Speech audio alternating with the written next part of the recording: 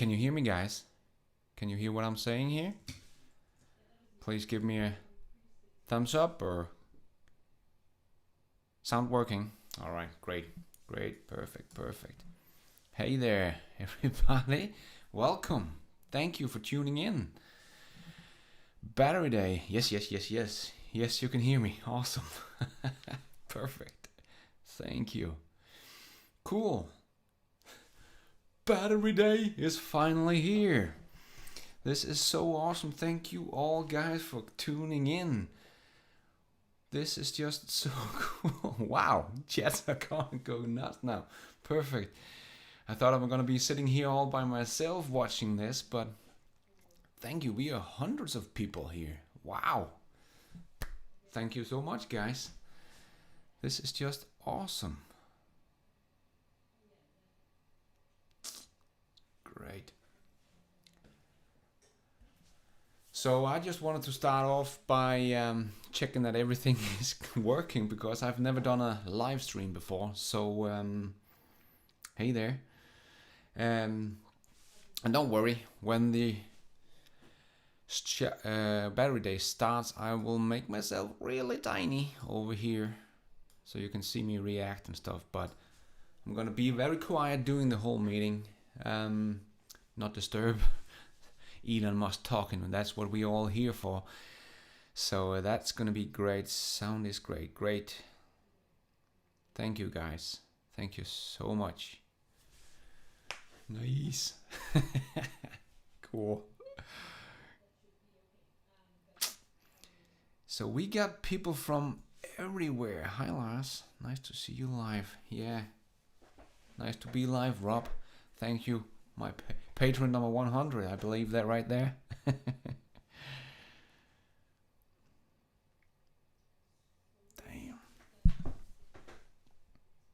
Dubai, we got people from Dubai as well. Brazil, man, you're from all over the place. Belgium, Australia, Tuna. Lovely. That's a town here in Denmark. Perfect. Berlin, wow, great.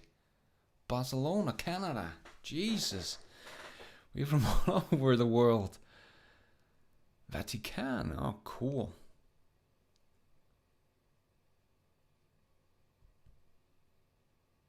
Spain, California, UK, Australia, Canada, Toronto. Damn, Iceland, oh cool. Germany. What did that one say? Mauritius? Jesus, England, USA. Ha, this is cool. Man, we're from all over the Florida. Puerto Rico. Hey there. Oh, this is cool. Just gonna make myself a little bit bigger here until everything kicks off. Hope everybody got your coffee, because this is Norway. Hey there. Jylland. Great. Jutland. Perfect. Greenland. Whoa. Cool. Vejle DK. Peace. Perfect. Germany. Oh, Aussie. Ireland. Man. Athens, Rome, Hawaii. Oh, this is cool. We're from all over the world. Oh, wow. We almost 500 people. So awesome you could join me here. Man, this is cool. Thank you so much. I don't know what time it is where you live, but right here it's my bedtime, my usually bedtime. So I brought some coffee, I brought some water. I'm ready. I guess some of you guys must be up early. I know Rob and Mark, you told me earlier that it's about 6:30, 6:20 in the morning down where you live. Yeah, 6:20 a.m. Huh? Florida, hey. Perfect. Famous at last. For Eastern USA, Ethiopia. Wow, San Diego. For you, Len. Perfect. Oh, this is so cool. There's just so many people from all over the world. And don't worry, I'm gonna shut up when it all starts. Not gonna say much. Maybe just scream out once in a while, hopefully. But it's a car company. This is gonna be so cool. Thanks, Jerry. Thank you very much. Cool. And if you want to, because people have been asking me, why don't you make a t-shirt? I have actually made a t-shirt for Battery Day. You can check it all out on the merch store if you want to. And there was someone in the comment that asked me when I said that the Ice Age is ending. Was a great slogan. You should put that on a t-shirt. I did. You can go check it out if you want to and support the show. You can of course do super chats and all that stuff over in chat if you want to. But hopefully in 8 minutes it's gonna start. But there really haven't been a Tesla where they started at time, I think. Oh man, you're going crazy in the chat. Thank you so much, guys, for everything. This is so cool. So probably gonna have to kill some time and sit here together for a while before Elon gets on. I think Neuralink event was like 30 or 40 minutes late. Singapore. Wow. Excited. Oh yeah. I am excited. Definitely. I don't think I've been this excited since my firstborn child. This is just so exciting. Battery Day can almost only disappoint, but I really hope it's gonna blow our minds today. Still a joke. Cairo, cool. Argentina. München, hello from Japan. Wow, hello Andy. Cool. New York. This is crazy. Awesome, guys. Wow. I'm blown away.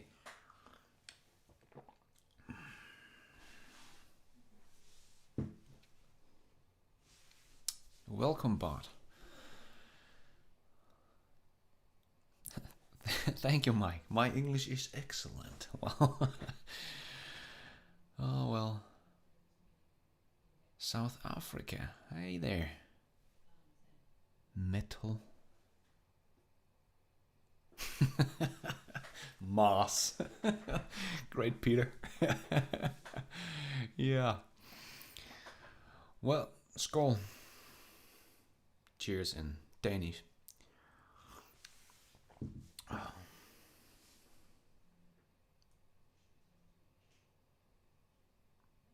Reload your page for the countdown. Hope everything is working well here. Cool. So, do anybody have some wild guesses of the one more thing moment? Is it just the Model S we're gonna see revealed, or is there anything else lurking that somebody has some great theories about? Because I did mention in my pre-videos to Tesla Battery Day that Connecting the Dot had made a great podcast. You should go check him out. He makes excellent work. But yeah, he got some crazy stuff in there also about Lord of the Rings and Nürburgring, and because the 22nd of this September, 22nd of September should be Hobbit Day. I don't know if anybody else has heard that, but skål, skipper, Daniel. Perfect.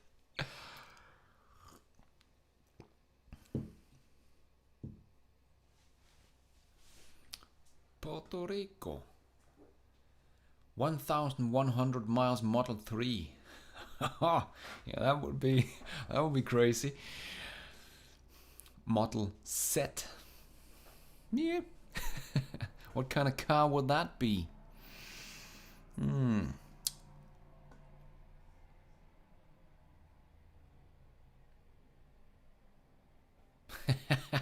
One more thing. We're buying Volkswagen.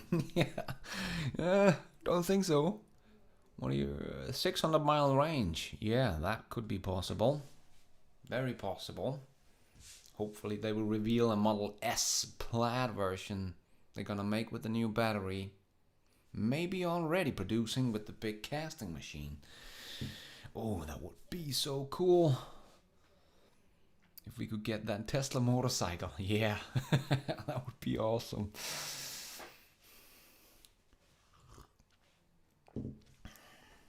Set like zebra, yeah, I get that one. But what kind of car would that be? Super capacitors, yeah. More gigafactories. And where, yeah, that could be cool.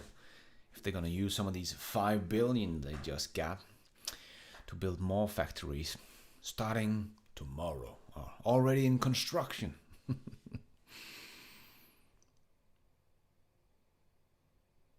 But you know, no worries, Ruben. Welcome. They will print money.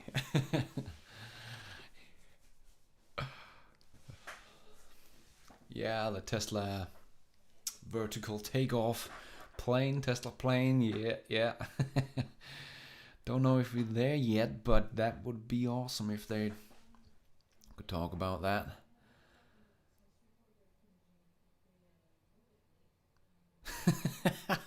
Model Zero just for Trevor.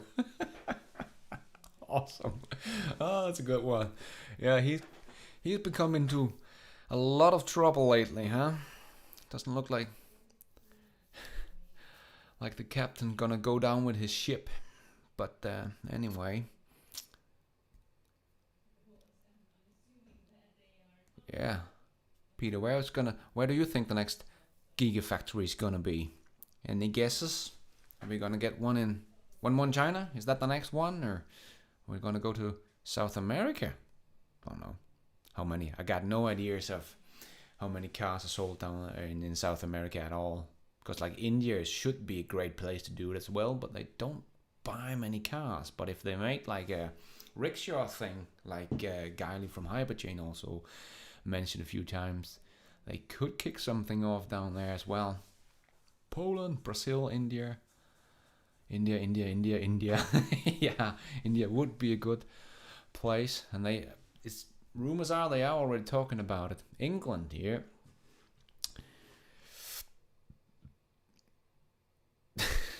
Giga Antarctica. India. In Australia. Yeah, recycling with redwood materials, Fleming. That's a good one. Yeah, they're definitely gonna say something about that, aren't they? Oh, we're almost at. We gotta be ready for it here as well. But yeah, recycling batteries is definitely gonna be a big one. Belgium, Netherlands. Next one in Germany. Awesome. Can I scroll here? Yeah. Maybe next one in Germany. Perfect. Yeah, because I think redwood materials, they're gonna do some collaboration with Tesla and gonna recycle all the batteries. Maybe they're gonna reveal something about that today. That could be cool. Italy or Canada? Hey, Trevor. Giga Mars. Yeah. One day maybe.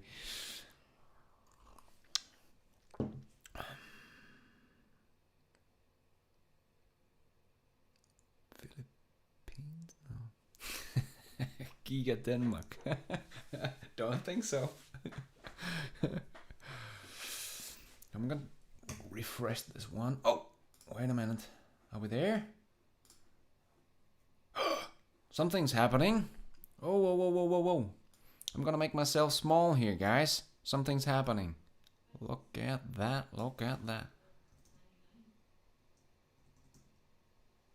Woo! Tesla is going live. Are you just as exciting as I am? I can't hold it in, man. This is gonna be great. Giga hungry, yeah. But there's still no sound, so just pictures from Giga Nevada here. Oh, this is gonna be awesome, guys. Thank you so much for joining me to watch this. Thought I'm gonna be sitting here all by myself and watch this show, but oh my god, this is gonna be great. This is gonna be great.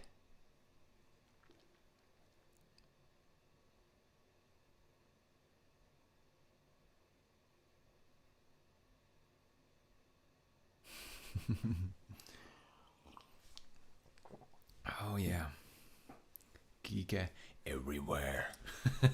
Yeah, definitely. Definitely. I'm gonna take my small headphones in here so the sound's not gonna go.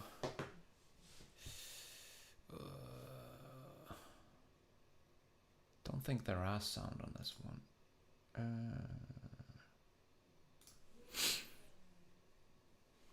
No, still no sound, but just a preview video before everything starts. But it's live on time, so hopefully not too long, guys, not too long. It's about Dame time, yeah. Giga Universe.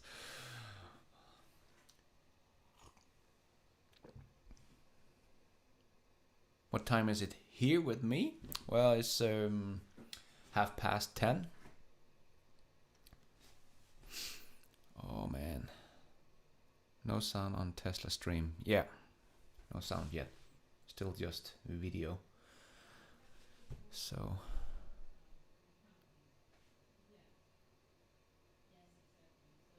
okay, great, Mark.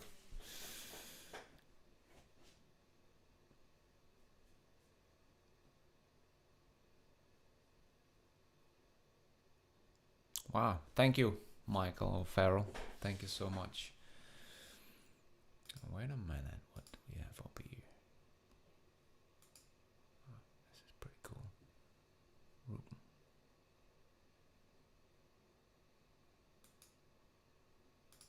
Thank you.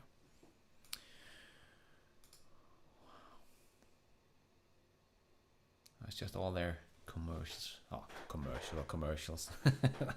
They do advertising, but all the videos I use in my videos.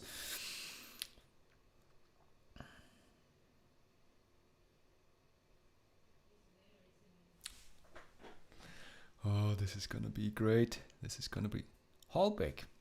Hi, Holbeck. Hi for Holbeck. Perfect, man. Yeah, I need a slap. Yeah, definitely. Hopefully Elon is not gonna be too late. Not gonna be too long before he says, and let's dive right in.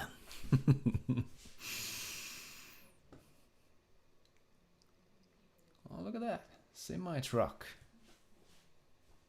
Ignore.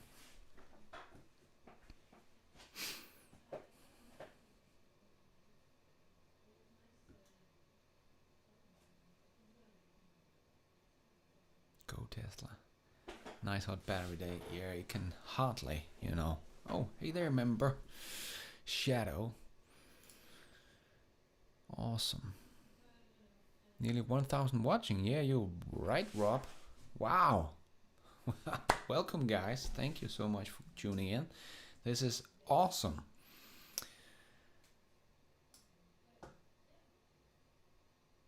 That's new videos, isn't it? Or have I not? No. That's just a walk through the Model X.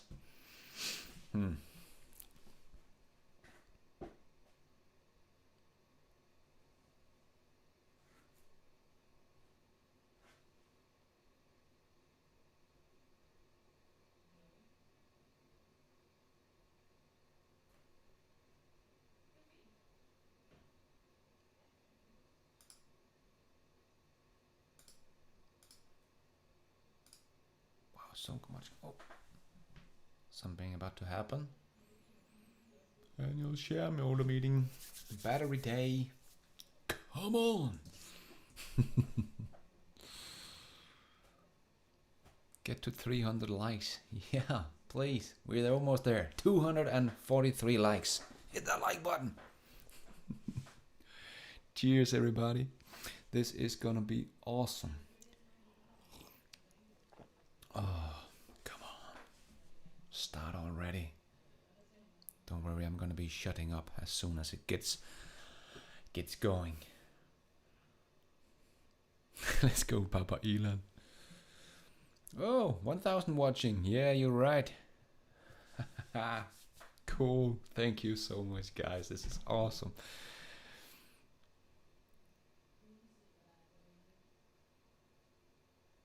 How is the charges? Cheese from Costa Rica. Per, you can't hear me? Or how is the charges web going? What is that? Anyway. Wow, the likes are going up now. 440. Thank you so much. We went over 300 pretty quickly there. Come on, shareholder meeting. Start. Oh, don't tease us like that. Come on. Don't show something and take it back. Next, mega in Florida. Brazil. I can hear you. Great. Thank you, David. Sound is good. Perfect.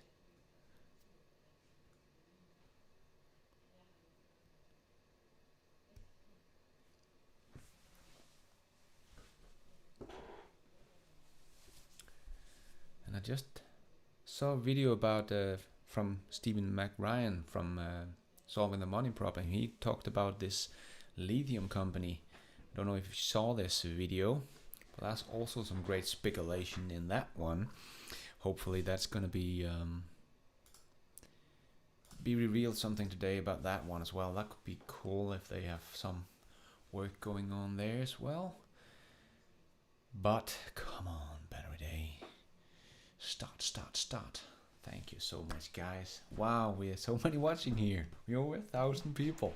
Great. This is awesome from all over the world. Cheers from Chile. Cheers there. Mask. Perfect. Hey from Switzerland. Hey there. Be mood? Oh, you member. Not mood. Shadow.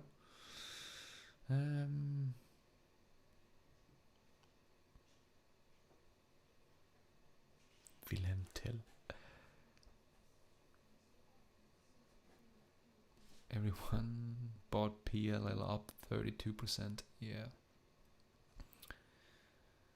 Hopefully they're gonna surprise us a lot here in Battery Day with something we haven't heard about or rumored. But it's hard to imagine what it could be with so much going on. London.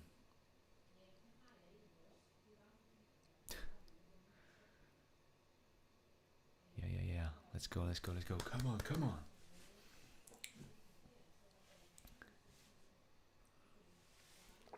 Hello, Norway.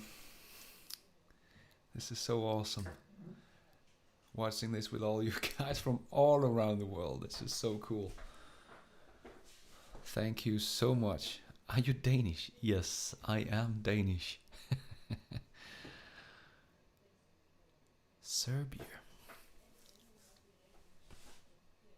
Come on, no more commercials. Come on. Wow. Thanks there, Daryl.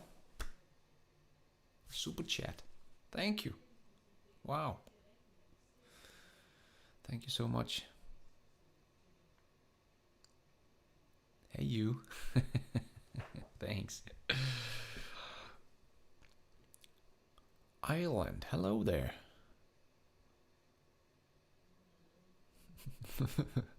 More likes. Hello from Poland, Portugal. Hello there.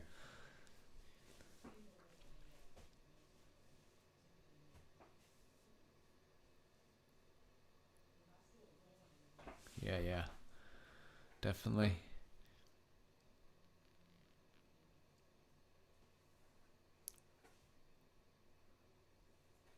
$180,000 views on their own YouTube channel. Oh, cool.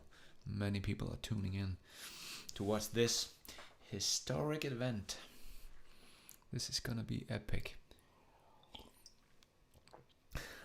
Hope it's not gonna disappoint. There's just so much hype that it can almost only disappoint, right? But I think they're gonna blow my mind with this one. I did talk about in the pre-video that if they could just, produce the new batteries twice as fast or 3 times as fast and have, right click there, hold it, there we go. But it could be more, the rumors are there that they could do like produce it 5 or 10 times as fast as the battery they have now, because the way it's built. So, oh man, if they can do something like that, it's gonna be game changing. How long? I don't know. Come on, start now. They're stalling. Yeah, they always stalling. They never started on time. I think the full self-driving event was 40 minutes late or something like that. So hello from London. Hello from South Africa. Hello, welcome guys. Oh, I'm gonna shut up now. Is there sound? Yes. Some kind of sound. Is it on? Oh, damn. Come on. Oh my god, this is it. Are we ready? When he get his mic to work.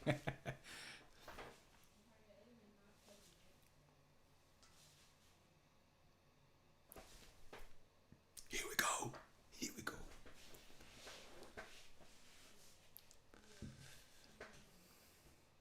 Oh, bad sound, bad sound.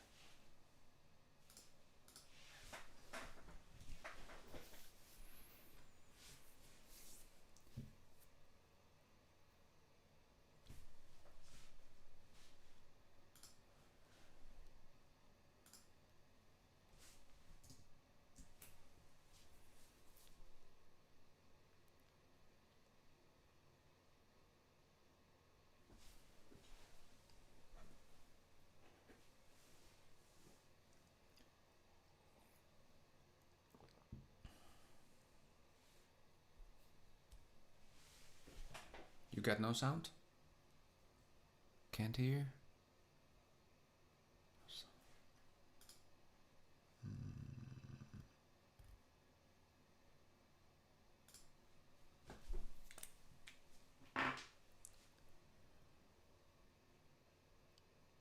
Share screen sound? I do now. Can you hear it now? Hello everyone and welcome to the 2020 Tesla shareholder meeting. A special welcome Sound. to the many Thanks. Tesla Thanks. shareholders that have joined us today in person as well as online from Nope. across the country and around the globe. I wanted to start today's proceedings by No thanking sound. you, our shareholders, for Sound. your tremendous support over the last year, and Got it. especially to Yes. those of you There's who have sound. been with us through our journey over the past 10 years since the company's IPO in 2010. While we have stayed true to our mission of accelerating the world's transition to sustainable energy, in many ways our company has evolved beyond recognition over the past decade, and that is a great thing. In fact, the pace of developments and the evolution of Tesla has further accelerated over the past 15 months since I last addressed you in June of 2019. You'll hear more about many of the specific achievements from Elon.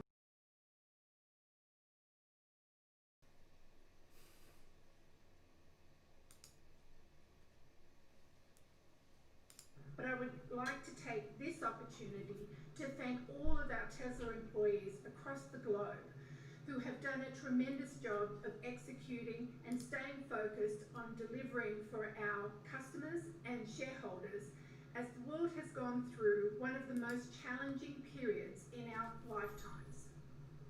As a board, we have always taken a long-term view. We have made decisions and supported decisions made by the management team that may not have seemed obvious at the time, but are delivering and will continue to deliver breakthrough results. But it's also important to remember why we do this. As a company, we are focused on addressing one of the biggest environmental challenges of our generation: how to accelerate the world's transition to sustainable energy. The last year in particular has seen a tremendous increase in momentum in the movement to sustainable energy from both shareholders and the general public. So in addition to developing amazing clean transportation and energy products, we are doing our part by contributing the right facts and information to this important issue. And we released an extended version of our impact report in April of 2020. In this year's version, we have covered in great detail many areas that are important to our shareholders and our customers alike, such as our environmental impact, greenhouse and other noxious gas elimination, our supply chain efforts, especially in cobalt, and our culture and people focus. We hope that by continuing to put this data out there, we will underscore to the world the importance and impact that we are having as a company. Lastly, continuous feedback and input from our shareholders is essential for us to do our jobs, and I would like to thank you for your support in this regard. Many of you have team with ideas and insights that we as a board take into consideration as we evolve company practices. It's especially crucial to the board members as we pride ourselves in adaptability and the diversity of thought and experience that we collectively represent on the board. This brings me to my final two things today. As today is his last shareholder meeting, on behalf of the board, I would like to sincerely thank Steve Jurvetson for over a decade of service to Tesla, the board, and our shareholders. You will be missed. Finally, I would like to introduce to you our newest member of the board, Hiro Mizuno, who until recently led the largest pension fund in the world. He brings a wealth of experience to the board, but let me hand over to Hiro to say a few words. Hiro. Thank you, Robin. Ladies and gentlemen, welcome to Tesla Annual Shareholders Meeting. It is my real pleasure to virtually meet you, Tesla shareholders, people who believe in Tesla's mission and its growth opportunities. I spent all my career in finance and asset management in Tokyo, New York, London, and Silicon Valley. Until recently, I was the Chief Investment Officer of GPIF, $1.5 trillion Japanese public pension fund.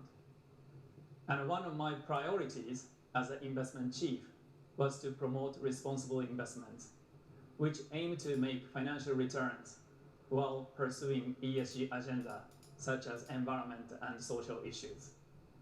I believe in a market where ESG is becoming mainstream, purpose or mission-driven businesses will gain long-term investor support.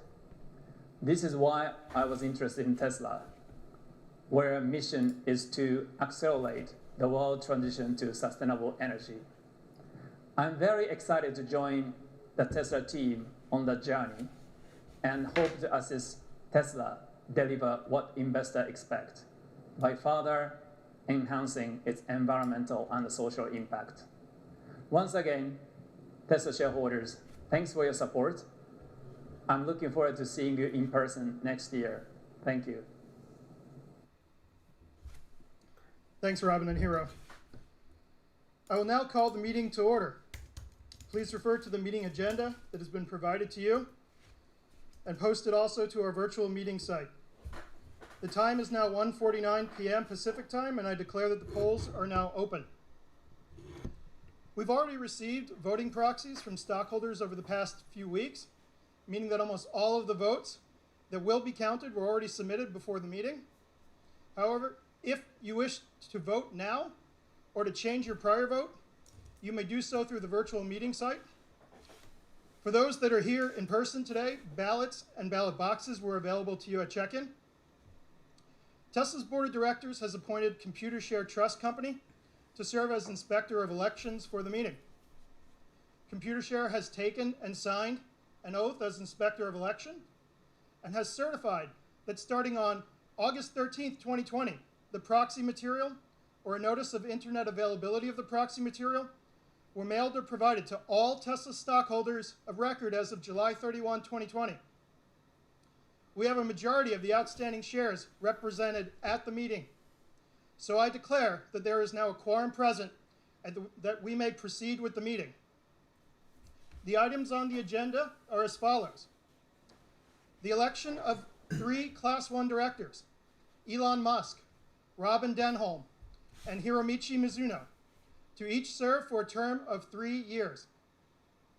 2, to approve Tesla's executive compensation on an advisory basis.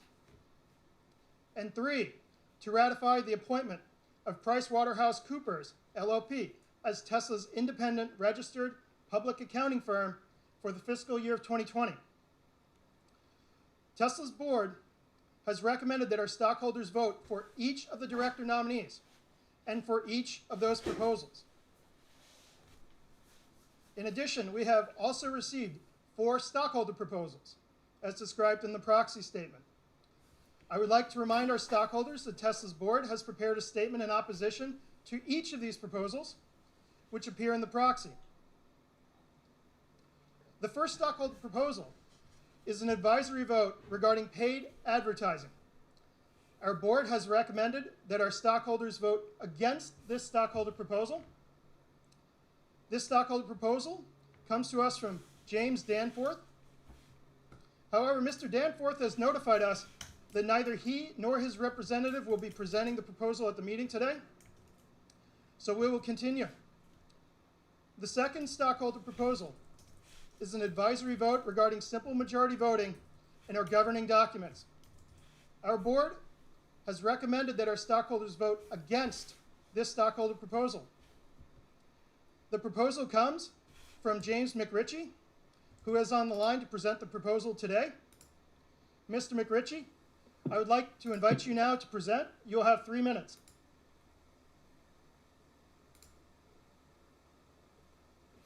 I'd like to thank the board for holding such an innovative hybrid meeting during these difficult times. Proposal number 5 basically asks for a majority voting standard to amend bylaws. I first introduced a proposal on this subject at the 2014 Tesla meeting. Supermajority provisions are generally used to entrench incumbent directors and managers. Academic research finds that reducing such devices is associated with higher returns. The board's opposition statement argues they tried to adopt a majority standard last year, but shareholders rejected it. However, 99.6% of shares voted for the proposal. Only 0.4% voted against it. The problem was that a little more than 35% of shares went unvoted. The vast majority of retail shareholders often don't bother to vote. Since only 65% of shares were voted, we didn't achieve the 66.67% necessary to overturn the current supermajority bylaw. It appears the proposal failed primarily for 3 reasons. 1, the board put forth less than robust arguments in favor. 2, they added confusion with another proposal to reclassify the board not into a single class, that's the norm, but into 2 classes, elected in alternate years. 3rd, the board also failed to make a substantial effort to solicit votes in favor. Also, please consider this proposal in context with other poor corporate governance provisions at Tesla. First, shareholders can only remove directors for cause. What that basically means is the director has to be caught in criminal activity for shareholders to remove them. Second, because the board is divided into 3 classes, shareholders can only hold individual directors accountable every 3 years. And third, shareholders cannot call special meetings, nor can act by written consent. I hope you will agree. Corporations should not be democratic free zones. Vote for proposal number 5 so that 33% of shares cannot overrule the wishes of 67%. Thank you. Thank you, Mr. McRitchie. We'll now move on to our 3rd stockholder proposal, which is an advisory vote regarding reporting on employee arbitrations. Our board has recommended that our stockholders vote against this stockholder proposal. This proposal comes from NIA Impact Capital, whose representative, Kelly Hall, is on the line to present the proposal today. Ms. Hall, I'd like to invite you to go ahead and present. You'll have 3 minutes.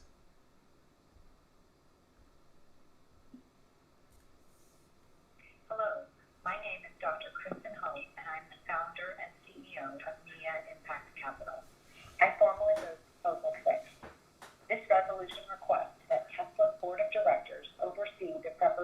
a report on the impact of the use of mandatory arbitration on Tesla's employees and on its workplace culture. The report will evaluate the association of Tesla's current use of arbitration with the prevalence of both harassment and discrimination in its workplace, and on employees' ability to seek redress should harassment or discrimination occur. This proposal speaks to the widespread experience of discrimination in the workplace by Black, Latinx, and female employees, despite this discrimination being unlawful under the Civil Rights Act of 1964. Tesla has faced a number of serious allegations of racism and sexism at its Buffalo and Fremont plants. Companies that allow bias, discrimination, and harassment in their workplaces are at risk for unnecessary legal, brand, financial, and human capital issues. Support for this resolution is warranted for the following 5 reasons. 1. Research shows that companies benefit from diverse and inclusive workplaces. 2. Corporate policies that allow harassment and discrimination risk investors' capital. 3. The use of arbitration exposes investors to an unknown level of risk. 4. Broad concerns exist with respect to fair treatment in Tesla workplace, and Tesla employees have alleged harassment and discriminations on the basis of both race and gender. Tesla, a company investors love for its innovation, leadership, and wide moat, is increasingly lagging behind its peers in its disclosure related to workplace diversity, equity, and inclusion. Unlike the forward-thinking and innovation in its extraordinary product line, Tesla has not shown proactive leadership in building a positive company culture or in addressing concerns about its workplace practices. In these material issues, Tesla lags behind its technology and automotive competitors. The use of arbitration limits employees' remedies for wrongdoing, precludes employees from suing in court, and often keeps underlying facts, misconduct, or case outcomes secret, therefore preventing employees from learning about and acting on shared concerns. Simply stated, arbitration allows bad corporate behavior, like bias, harassment, and discrimination to continue, hidden from employees and investors. To maintain Tesla's wide moat, it is essential that the board seriously assess the implications of the use of arbitration.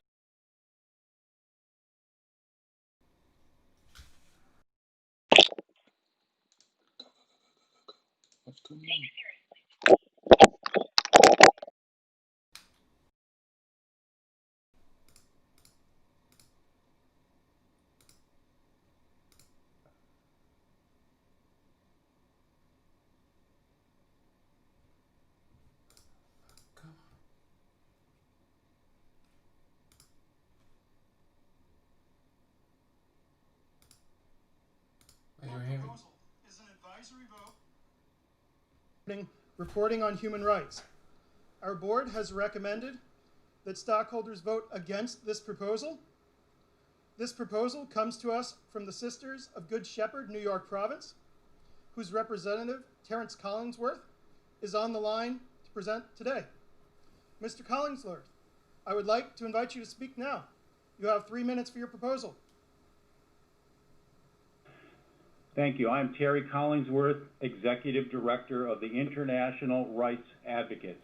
I'm here representing the Sisters of Good Shepherd, New York Province, to present item 7 on human rights disclosure, which calls upon Tesla to issue a report to describe board oversight of human rights and its human rights due diligence process, including systems to provide meaningful remedies when human rights impacts occur.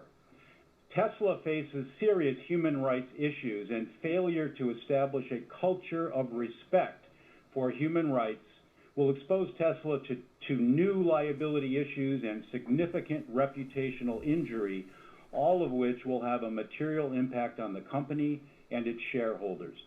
The need to set a new course for human rights compliance at Tesla is glaring. Here are 5 examples of human rights violations occurring now in Tesla's operations. Racism, sexual harassment, and disregard for human safety and dignity harm workers at the Gigafactory 2 in Buffalo, New York every single day, and those workers urge you to remember their experiences in your vote. Tesla has experienced serious labor relations issues at its production facilities and is actively discouraging union organizing. Workers are being exposed to COVID-19 and then are facing retaliation when they ask for greater protections. There are numerous worker health and safety violations as well as wage and hour issues. And finally, there are serious, even deadly human rights violations occurring in Tesla's global supply chains. On this last issue, my organization brought the pending suit against Tesla for using cobalt mined in the Democratic Republic of Congo by young children. I personally met young boys who lost limbs or were paralyzed in cobalt tunnel collapses. Tesla sources cobalt from these very mines, and its claim to have, quote, zero tolerance for child labor in its supplier code of conduct is simply not true. Tesla is not only tolerating child labor in its cobalt supply chain, it is tolerating the death and maiming of young child miners. This demonstrates why the company must circle back and begin a process to report on its treatment of human rights issues as requested in this proposal. I think consumers will have zero tolerance for a company that is exposed as being indifferent to killing and maiming child miners. We are hopeful that Tesla's innovative spirit can be brought to bear on making human rights a priority at the company. For example, if Elon Musk cared about implementing a zero-tolerance child labor policy, instead of having a useless paper policy, Tesla could employ satellites or drones at every mine it sources from to actually monitor child labor. I encourage all Tesla shareholders to vote for Item 7, Human Rights Disclosure. Thank you for your attention. Thank you, Mr. Collinsworth. At this time, I'd like to thank our stockholders for all of their active participation in today's meeting and for those who just presented on the line. I'd also like to read some of the comments that have been submitted by you over the course of the meeting. The first comment comes from Michael Overbaugh. I take great pride in the fact that we haven't had to stoop to the level of what advertising represents to get where we are today. I'd hate to give in to that kind of temptation now when we're so close to becoming a household name that's based solely on our merit alone. But if assets do end up having to be set aside for marketing, I'd like to suggest that rather than shoving ads down the customers' throats, we establish some sort of hardcore nationwide campaign and event with the goal of getting as many people as possible behind the wheel of a Tesla for an introduction drive. It's well known how far just doing that alone goes to converting people into fans. A line I recently ran across says, "You can talk all about the specs as much as you want, but when it comes to buying a car, what ultimately puts butts in seats is the feeling that the vehicle gives you." By demonstrating that Tesla clearly has both the specs and the feeling, what more needs saying? Our second comment comes from the United Steelworkers on behalf of the Clean Air Now Coalition of Western New York by Sabrina Liu. Proposal, and it reads as follows. Proposals 6 and 7, up for vote this year, are the results of widespread concern about mistreatment of Tesla workers at U.S. factories and across the supply chain. It is clear that Tesla is not interested in addressing the harm they have caused to their workers, as their board is advising shareholders to vote against the proposal. We're urging all shareholders to vote in favor of Proposals 6 and 7. And on behalf of our workers at the United Steelworkers here in Western New York, and for Tesla employees across the country and across the global supply chain, while this doesn't repair the harm that's already been caused to countless employees, nor repair harm to children and communities forced into slave labor in the DRC, they represent steps towards a more just workplace at Tesla. This concludes all of the comments. Thank you all for your participation in the comments. We'll now have a final opportunity for any of you to submit proxies in order for them to be counted. So I'll pause and wait for a moment for you to do that.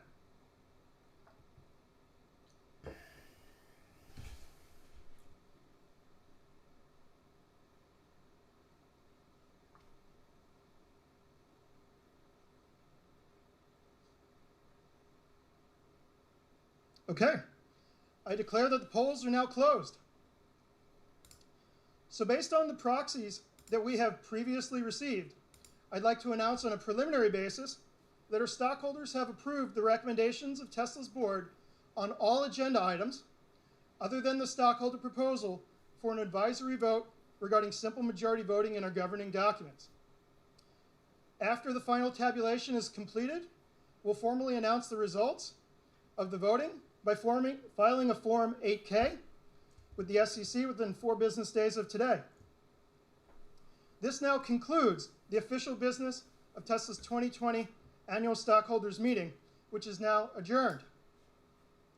Next, we will have a company update and a year in review presented by Elon, and then we will start our Battery Day event.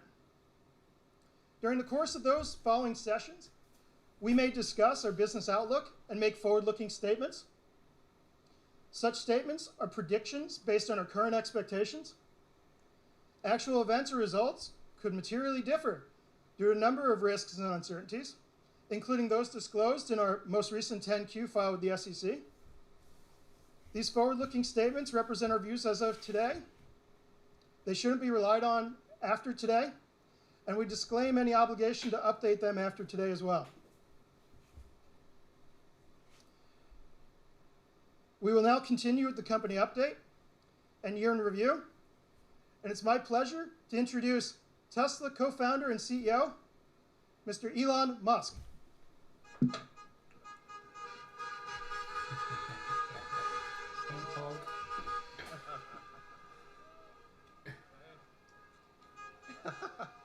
Hey everyone. Well, I mean, this is definitely a new approach. We got the Tesla drive-in movie theater, basically. It's good to see everyone. It's a little hard to read the room with everyone being in cars, but it's it's the only way we can do it. So hopefully it's cool, and hopefully you can hear me. Can you guys hear me? Okay. All right, great. All right, well, thanks for coming. I think it's been an incredible year, and I'd like to thank you for your support through tough times, good times. It's been great. Really appreciate everyone who's put their hard-earned money into Tesla, and I think it's worked out pretty well. This has been a good year, and I think there's many good years to come. So I'll go through the sort of the shareholder presentation, I think, fairly quickly, because the sort of real main event here is Battery Day. So really I'm just going through a recap of what's happened over the past year or so. I think starting from in terms of our ability to create a factory,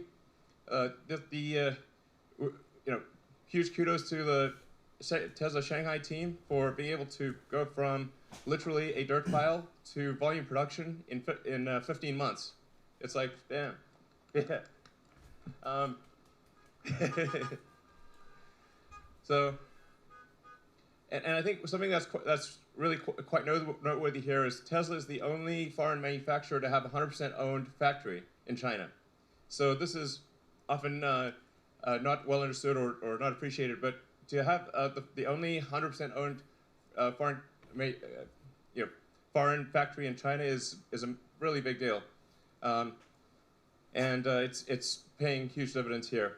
So we really wouldn't have the results that we have had this year without the great efforts of the Tesla China team. So I'm super appreciative of that. And we'll see the Shanghai factory continue to scale quite a bit from where it is right now. I think we really could expect that to be, over time, a factory that produces over 1 million vehicles a year. Yeah, it's cool. So let's see. So we also reached in the past year volume production of the Model Y, and this was the smoothest launch that we've ever had. So I think we're definitely getting better at new vehicle launches and building factories and scaling production. As you've heard me say before, it's the hardest thing is scaling production, especially of a new technology. It's insanely difficult. Making a prototype is relatively easy, and if I think like what is the real achievement of Tesla in sort of car company terms, it's like it wasn't making sort of exciting prototypes. It was that Tesla was really the first company in about a century in the U.S., the first U.S. company in the U.S. to reach volume production and be sustainably profitable. Like the crazy thing is this has really not happened in 100 years. That's the actual super hard part. And we now have 4 vehicles in volume production, S3 XY. So also the toughest joke, I think maybe ever. It was a very difficult joke to make. So we also introduced the lowest cost solar in the US. It's only $1.49 a watt. And we really just simplified the whole chain of the whole value chain. So reduced sales and advertising, got rid of a bunch of unnecessary costs, and really are just relying upon the fact that it's just the lowest cost, most efficient solar in the U.S., providing both retrofit and the solar glass roof, which I think is a really great product, a hard product to make work, but it will be a major product line in the future. And we also got 4 consecutive quarters of GAAP profitability, which was very difficult. Yeah. So, and certainly a testament to the hard work of people at Tesla.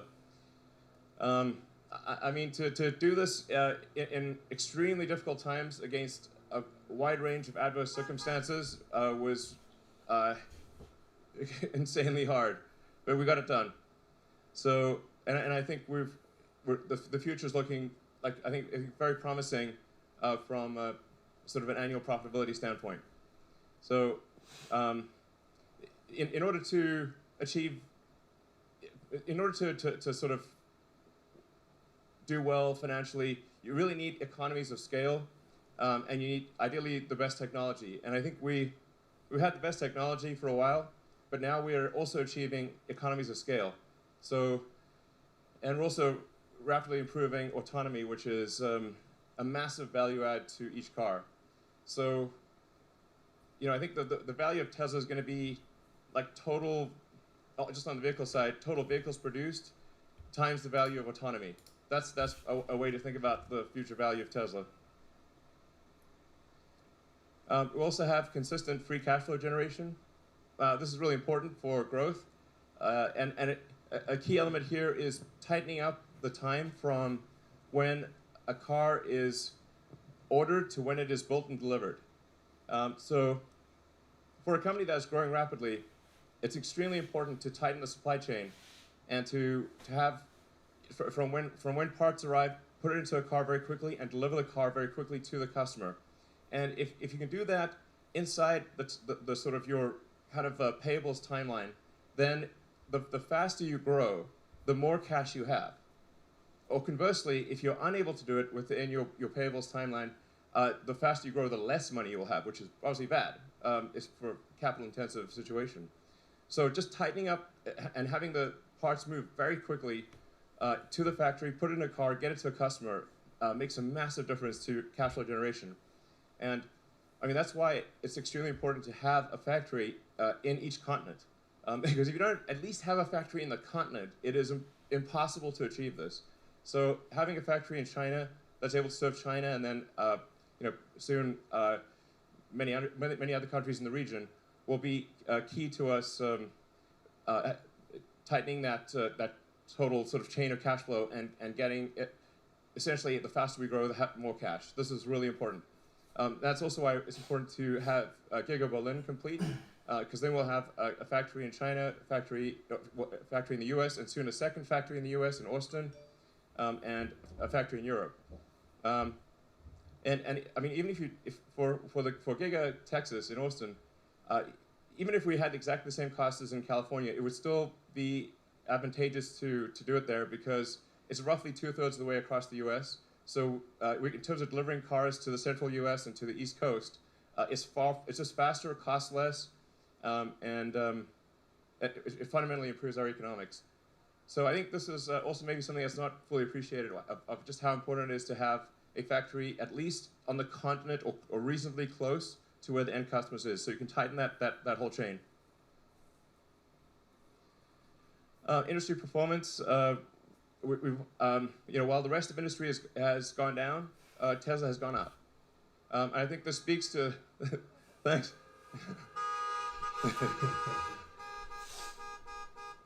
And so I'd like to thank all the customers for taking a chance on Tesla and buying our product, and really hope you're enjoying it. This is really, our sales, as Al was saying, really grow by word of mouth. So this is really, I think, a very pure, it's very pure in the sense that it's like, it's growing on the basis of existing owners recommending it to new customers. This is really, I think, a good way to grow. And then in 2019, we had 50% growth. And I think we'll do really pretty well in 2020. Probably somewhere between 30 to 40% growth, despite a lot of very difficult circumstances. I mean, there's so many, pandemic, wildfires, it's like a whole bunch of difficult production issues. But thanks to the hard work of the Tesla team and a lot of innovative approaches to overcoming issues, we're able to still see significant growth in one of the most difficult, in fact, I'd say probably the most difficult year of Tesla's existence. So, and we also published our extended impact report. At Tesla, we try very hard to do the right thing. If the right thing does not happen, it's just because we maybe made a mistake or weren't aware of it. But we always try to do the right thing to the best of our ability. And then we published the extended impact report to show, just a sort of a self-examination of, okay, what are we doing right? What are we doing wrong? What can we do better in the future? We're definitely trying to accomplish the most good. And so, if we occasionally make a mistake, we work quickly to fix it and do the right thing. So it's worth looking at like the average life cycle emissions in the U.S. And just how much better a Tesla is or an electric car than any other than any kind of gasoline car. And what we'll talk about in the battery day is also just how much the grids around the world and actually, especially in the U.S., are greening. It's actually much faster than I think people realize. The U.S. is moving towards sustainable energy. And so as we move more and more to sustainable energy, then effectively you end up building the solar factories and the car factories themselves with solar. Over time you do, or with sustainable energy. Over time you'll even mine with sustainable energy, and eventually it will get to an effective emissions of 0. So that's where things will end up. Yeah. So we also have safety at the core of our design. The Tesla cars are the safest cars ever designed.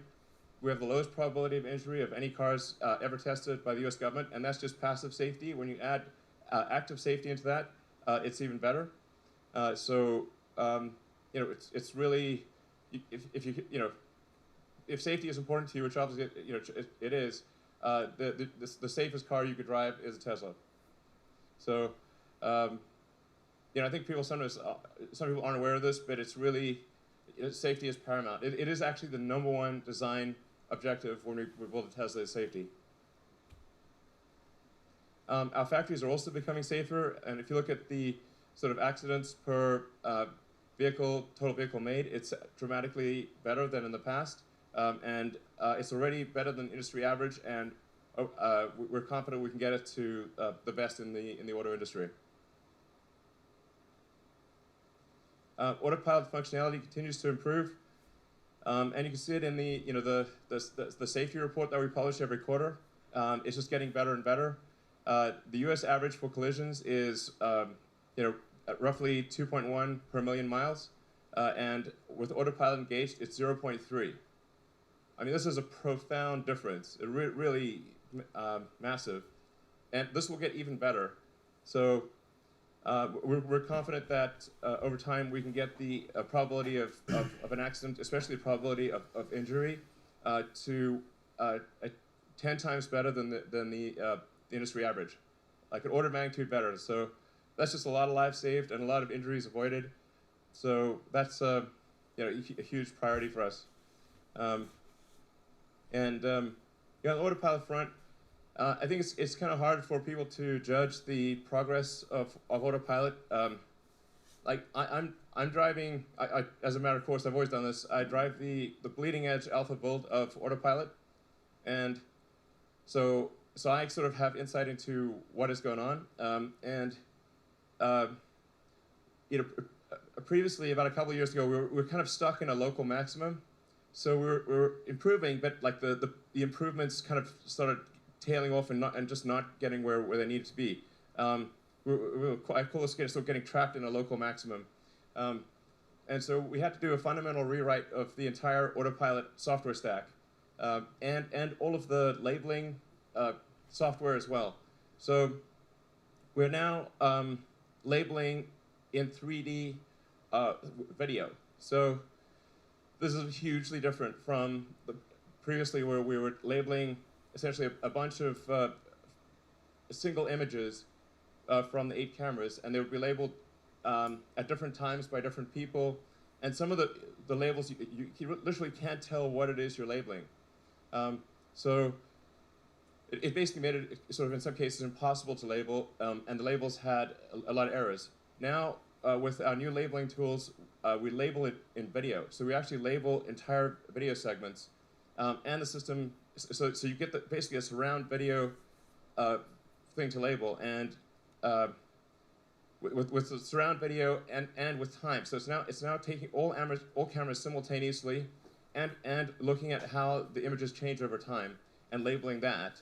And then the sophistication of the neural nets in the car and the overall logic in the car has improved dramatically. I think we'll hopefully release a private beta of Autopilot, of the full self-driving version of Autopilot in, I think, a month or so. And then people will really understand just the magnitude of the change. It's profound. Yeah. Anyway, so you'll see it's just like a hell of a step change. But because we had to rewrite everything, labeling software, just the entire code base, it took us quite a while.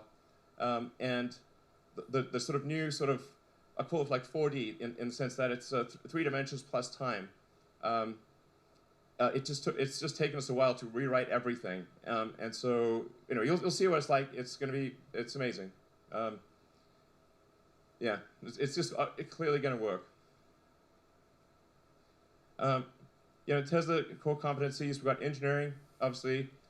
We're also manufacturing. I think manufacturing is underappreciated in general. And the difficulty of designing the machine that makes the machine is vastly harder than the machine itself. So, the designing, like making a Model 3 or Model Y or Cybertruck prototype is really quite trivial compared to designing the factory that makes it. Especially if it's new technology and you want to use new manufacturing methods, it's just at least 10 to 100 times harder to do the factory than the prototype. And that's why you see a lot of companies out there or startups, they'll bring out a prototype, but they just can't get it over the hump for manufacturing, because manufacturing of new technology especially is the hardest thing by far. Like basically the prototype is at best 10% of the difficulty and probably closer to 1%. And then software. Tesla is both a hardware and a software company. So a huge percentage of our engineers are actually software engineers. And you can think of our car as kind of like a laptop on wheels. And so software is incredibly important. And so not just in the car, but also in the factory. So the factory software is extremely important. just software in general. These are fundamental. These are the 3 critical areas that are needed to make for an awesome company. So, yeah. So we have now we'll soon have 3 new factories, incremental, on, well, we have one already, on 3 different continents. Shanghai, we're expanding to Shanghai with the 2nd phase. Berlin is making rapid progress, and Texas is making even faster progress. So, yeah. With each factory, what we're trying to do is also improve the manufacturing technology. So, it's in some cases, like the Model Y made in Berlin might look the same, but it actually is made in a much more efficient way. And yeah, we'll talk about that later in the battery presentation. Yeah, launched Megapack. It's a 3 megawatt-hours all-in-one energy storage solution. So it's been great overall. Yeah. All right, and I think that's basically it. Right? All right, thank you. All right. Well, thanks everyone for coming, and we'll be back in a little bit to go through the battery stuff. And there's a little bit more, in addition to the battery stuff, we got a few extras as well. So I think you'll really like what we have to say on batteries. The battery stuff we're going to talk about is truly revolutionary and essential to Tesla's goal. The fundamental good of Tesla. It's like if you look back in history and say what good did Tesla do? The good will be to by how many years did we accelerate sustainable energy? That's like the true metric of success. It matters if sustainable energy happens faster or slower, and so that's really like how I think about Tesla and how we should sort of assess our progress. By how many years did we accelerate sustainable energy? And what we're going to talk about with batteries and a few other things will really explain how we're going to make a step change improvement in the acceleration of sustainable energy. Thank you.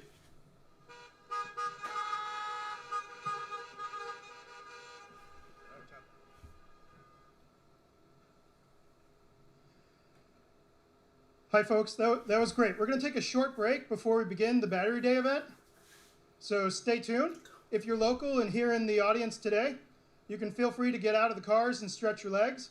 But try to stay near the cars because we're going to begin promptly in a little bit. See you soon.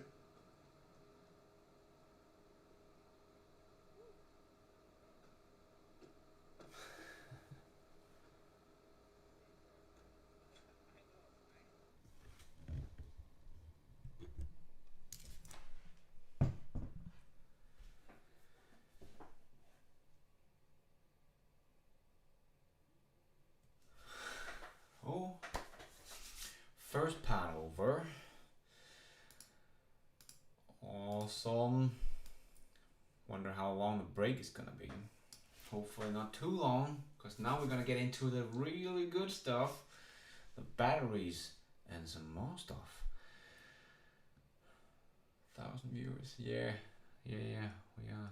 Daryl, you keep making super chats. Thank you so much, Daryl. Really appreciate it. Really awesome. Thank you so much for all the super chats. So nothing really surprising here, but now we're gonna get to all the juicy stuff.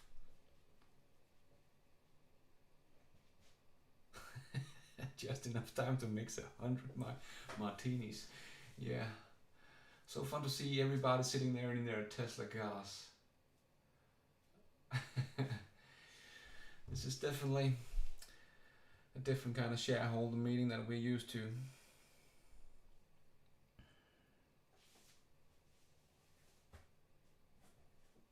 Yeah, full self-driving, yeah, still sounds like, well, he did tweet before that in 6 to 10 weeks we're gonna have this next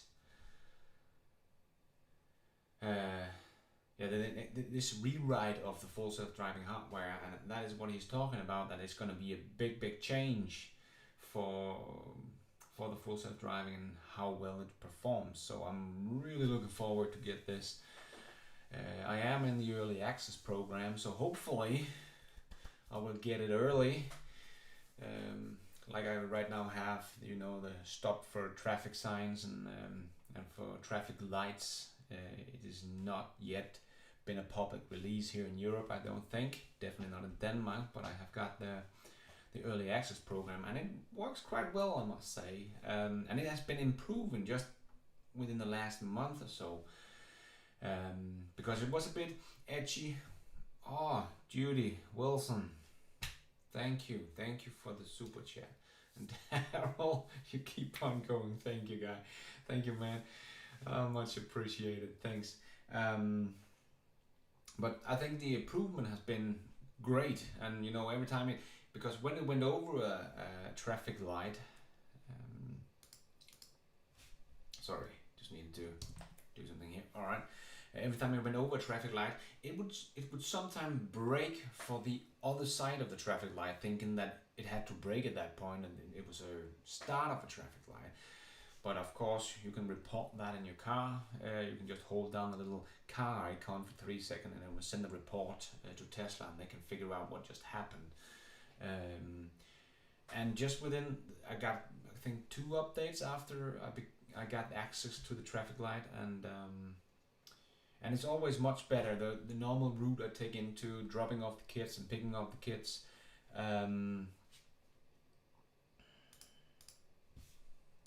it has become much better. It doesn't do anything of this anymore, and that's just within a month and 2 updates or something like that. Or is it 2 months? I had it 2 months maybe. It's definitely 2 updates, so that's pretty cool. Whoa, Freedom Find. Oh, thank you.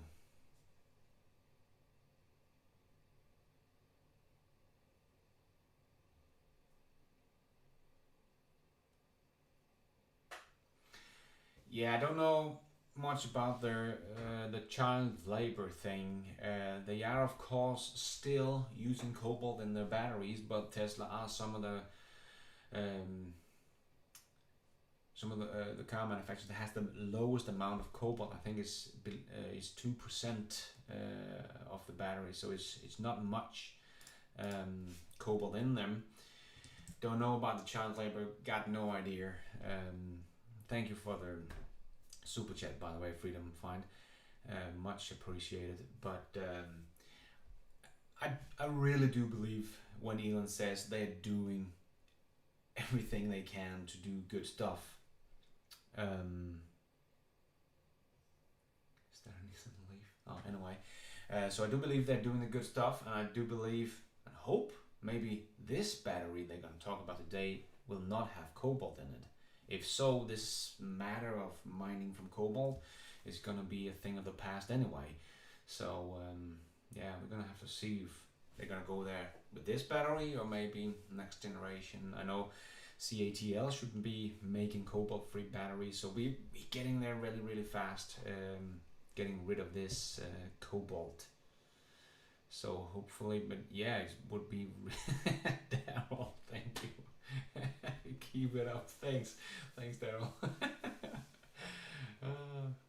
You're the man.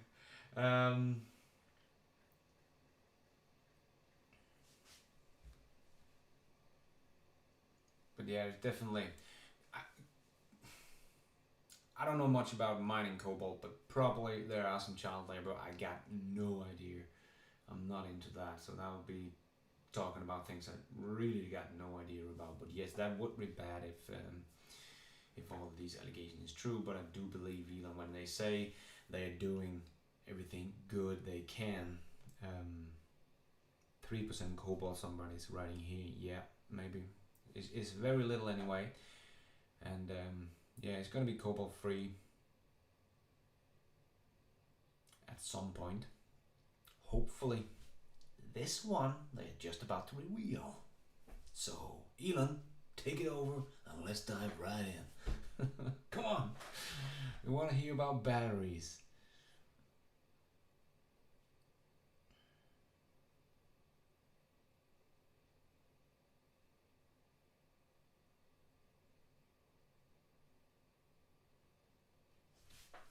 But yeah, I do hope this one. There has been some rumors about this battery should not have cobalt in it, so I'm really crossing fingers for that one. Then there is no cobalt, because that would be awesome. Because then we don't have to talk about that thing anymore. But you know, there's cobalt in any lithium-ion battery, so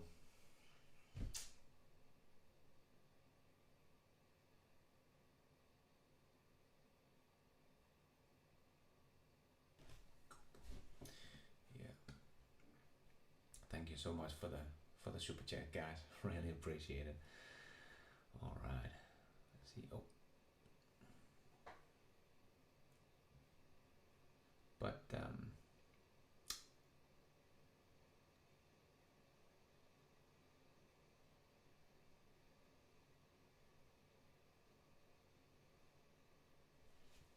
stock is up. Nice. Anyway.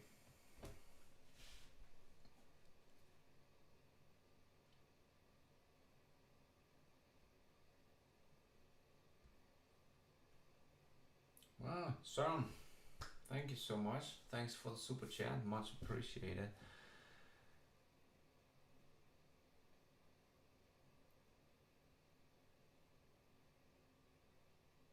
Lots of nickel, coal nickel. Yeah, there's going to be a lot of nickel.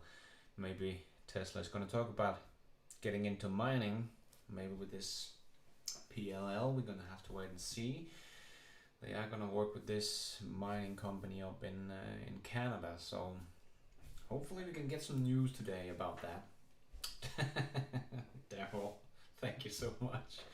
you keep on giving, my friend. Thank you. So hopefully they're going to talk about a little bit about the mining, because he has been teasing about that for a while, that they may have to get into mining just a little bit. So maybe just by, you know, collaborating with the company up in Canada, or buying some mining company, who knows what they're gonna use $5 billion for, huh? Gigafactory, mining companies, what's gonna be? Yeah, rest in peace, Nikola. That's for sure. Bad move for GM there. But they are kind of desperate, aren't they?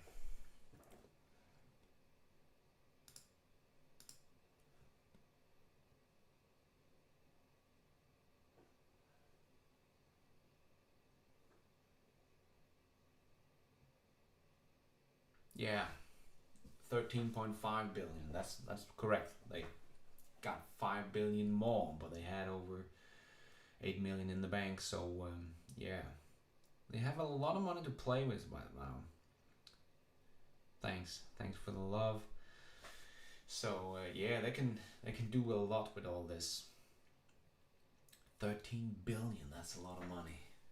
And I know people are always yelling about, you know, but they're only surviving on subsidies and they got help by the government, but they got loans from the government and they paid it back with interest. Where, you know, Ford and GM combined have over $300 billion in debt, right? In debt, not in death, but in debt right now. Google, man. Thank you so much for the super chat right there. Thank you, guys. So yeah, I think GM and Ford is not looking that good with all that debt. Yes, exactly. Debt. Is that correctly said? In debt. They have $300 billion in debt and have a revenue. You know, it's. But if Ford crashes, you know, all that debt have to be paid. So yes, it's gonna be a big hard crash if they do crash, and I do believe there are big chance they're gonna crash with all that debt and having a hard time coming up with new stuff. And GM is also in all that debt, and I just partnered with Nikola. What the? That was a bad move. Well, of course, from GM's side, they didn't really pay anything, but it doesn't look good that they got 11% stock in this company, and they being accused of fraud and all that. Well, they didn't roll it down the hill, the truck. So here we go. I'm gonna get me away.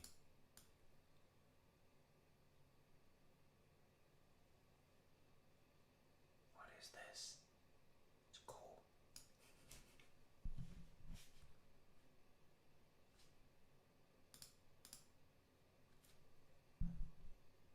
Wow, shit! Is this the fire?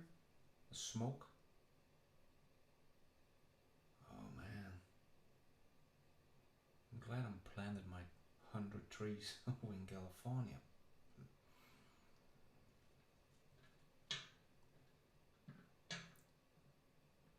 I hear noises. Here we go. All right, guys. Talk to you later.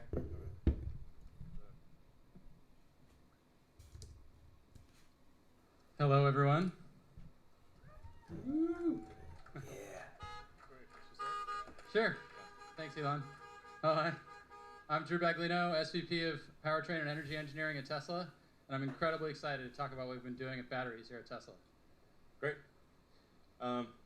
So let's see, you got the clicker? Yeah, I got the clicker, yeah. Okay, let's yes. I'll take it at first, perhaps. Sure.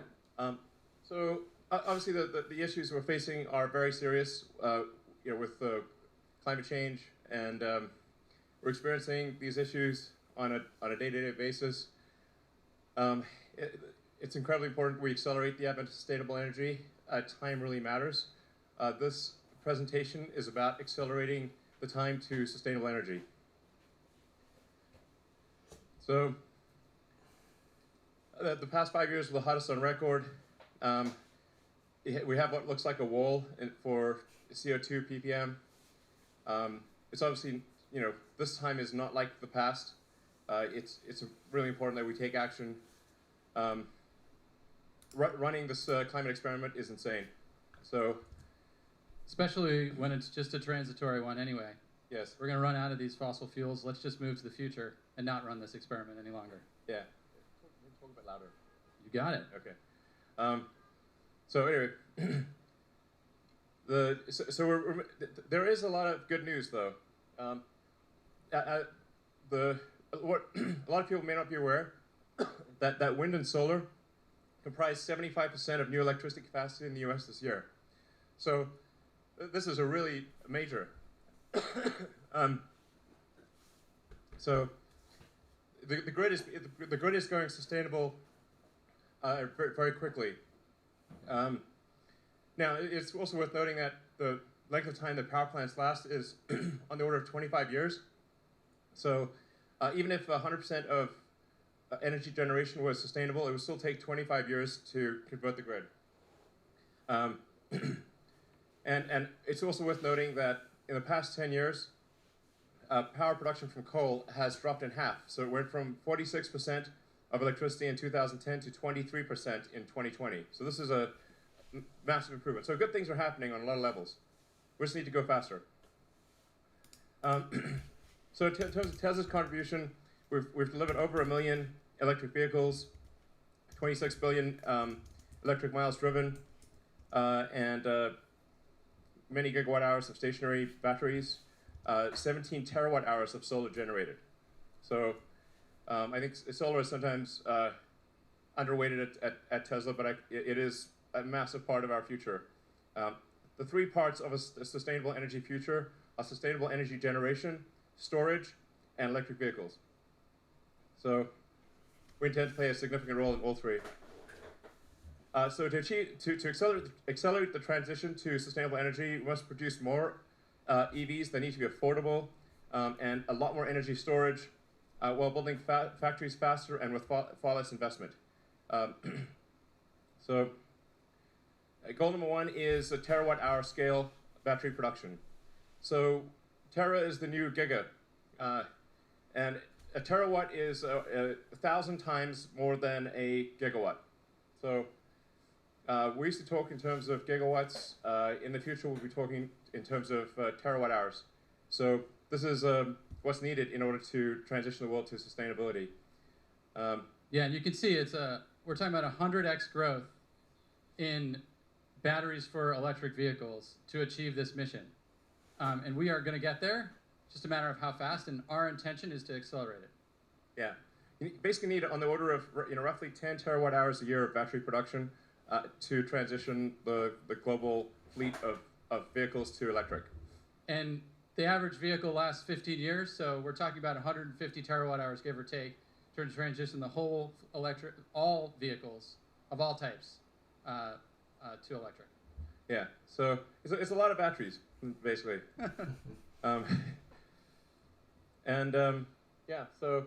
And then on the grid side, we have a similar mountain to climb, 1,600 times growth from today's grid batteries to go 100% renewable on the grid, and to take all of the existing heating fossil fuel uses in homes and businesses 100% electric. Yeah, and this number, I think, might grow even more, as the world economy matures and as countries with high populations industrialize, we could see this number be even more. But let's say it's like roughly 20 to 25 terawatt hours per year, sustained for 15 to 25 years to transition the world to renewable. This is a lot. Yeah. So today's batteries cannot scale fast enough. They're just too small. For Giga Nevada, 150 gigawatt hours per year is like what we probably expect to make out of there. But this is really pretty small in the grand scheme of things. That's only 0.15 terawatt hours. And they cost too much. So we would need 135 fully built out Nevada gigafactories to achieve 20 terawatt hours a year. It's not scalable enough of a solution. We need a dramatic rethink of the cell manufacturing system to scale as fast as we can and should. Yeah, and I think we should view this as more than just a question of money. Money is sort of like an ethereal thing, but it's really the amount of effort. You have a certain amount of effort, in terms of people and machines, and depending on how efficient that effort is, for a given amount of effort, you want the most amount of batteries. So it's not just a question of like, well, if we had $2 trillion, tomorrow you could make this. It's not that easy. You actually need to organize a massive number of people, build a lot of machines, build the machines that make the machines. And so it's incredibly important to have that effort yield the most number of batteries. So, and then goal two, obviously, we need to make more affordable cars. I think one of the things that troubles me the most is that we don't yet have a truly affordable car, and that is something that we will make in the future. But in order to do that, we've got to get the cost of batteries down. We've got to make, and we've got to be better at manufacturing, and we need to do something about this curve. The curve of the cost per kilowatt hour of batteries is not improving fast enough. So we've given this a lot of thought over many years to say, okay, how can we radically improve the cost per kilowatt hour curve? It's been somewhat flattening out, actually, in recent years. So early growth was promising, but you can see we're kind of plateauing. So that's what's motivating us to rethink how cells are produced and designed. Yeah, exactly. And EV market share is growing, but EVs aren't still inaccessible to all. And you can see, as Drew was saying, it's like starting to flatten out a little bit because the rate of improvement of the affordability of cars is just not fast enough. So that's why we got Battery Day. Yeah, to make the best cars in the world, we designed vehicles and factories from the ground up. Next. Yeah. And now we do this for batteries as well. Yeah. It's weird, the slides don't show up quite right. What shows up on the screen is not quite what shows up there. Oh, okay. It's different. Yeah, I think it's because that's, No, that one's current, supposed to be current. Anyway. So let's get started. We have a plan to halve the cost per kilowatt hour. Yeah. And it's not a plan that rests on a single innovation, some research project that'll never see the light of day. It's a plan that has taken creative engineering and industrialization across every facet of what makes a cell into a battery pack, from raw material to the finished thing. And we're going to go through that plan with you today, step by step, and build up how we get to these goals and how we accelerate this transition and make our vehicles and our grid batteries more affordable. Yeah. I mean, we basically thought through every element of the battery, or almost every element. There are a few more elements that we won't get to today, but we will get to in the future. Yes. So first, before we get too far into it, let's talk about what is in a battery cell. We've got the cap and the can, negative and positive terminals of the cell. When you open that cell, you've got a tab connected to those terminals, what we call the jelly roll, which is the wound electrodes on the inside. You can actually see what this looks like as you unwind it. This is over 1 meter long in a typical 2170 cell. So it's quite a long winding process. And you can see the tab still there. And then, to explain what's actually going on here, we've identified we've got anode, cathode, separator, positive and negative terminal. Watch what happens as we, there we go, discharge the cell. Got lithium moving from anode to cathode, and then the reverse.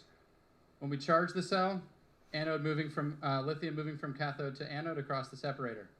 This is the basic of what makes all lithium-ion batteries, whether they're no matter what the form factor is.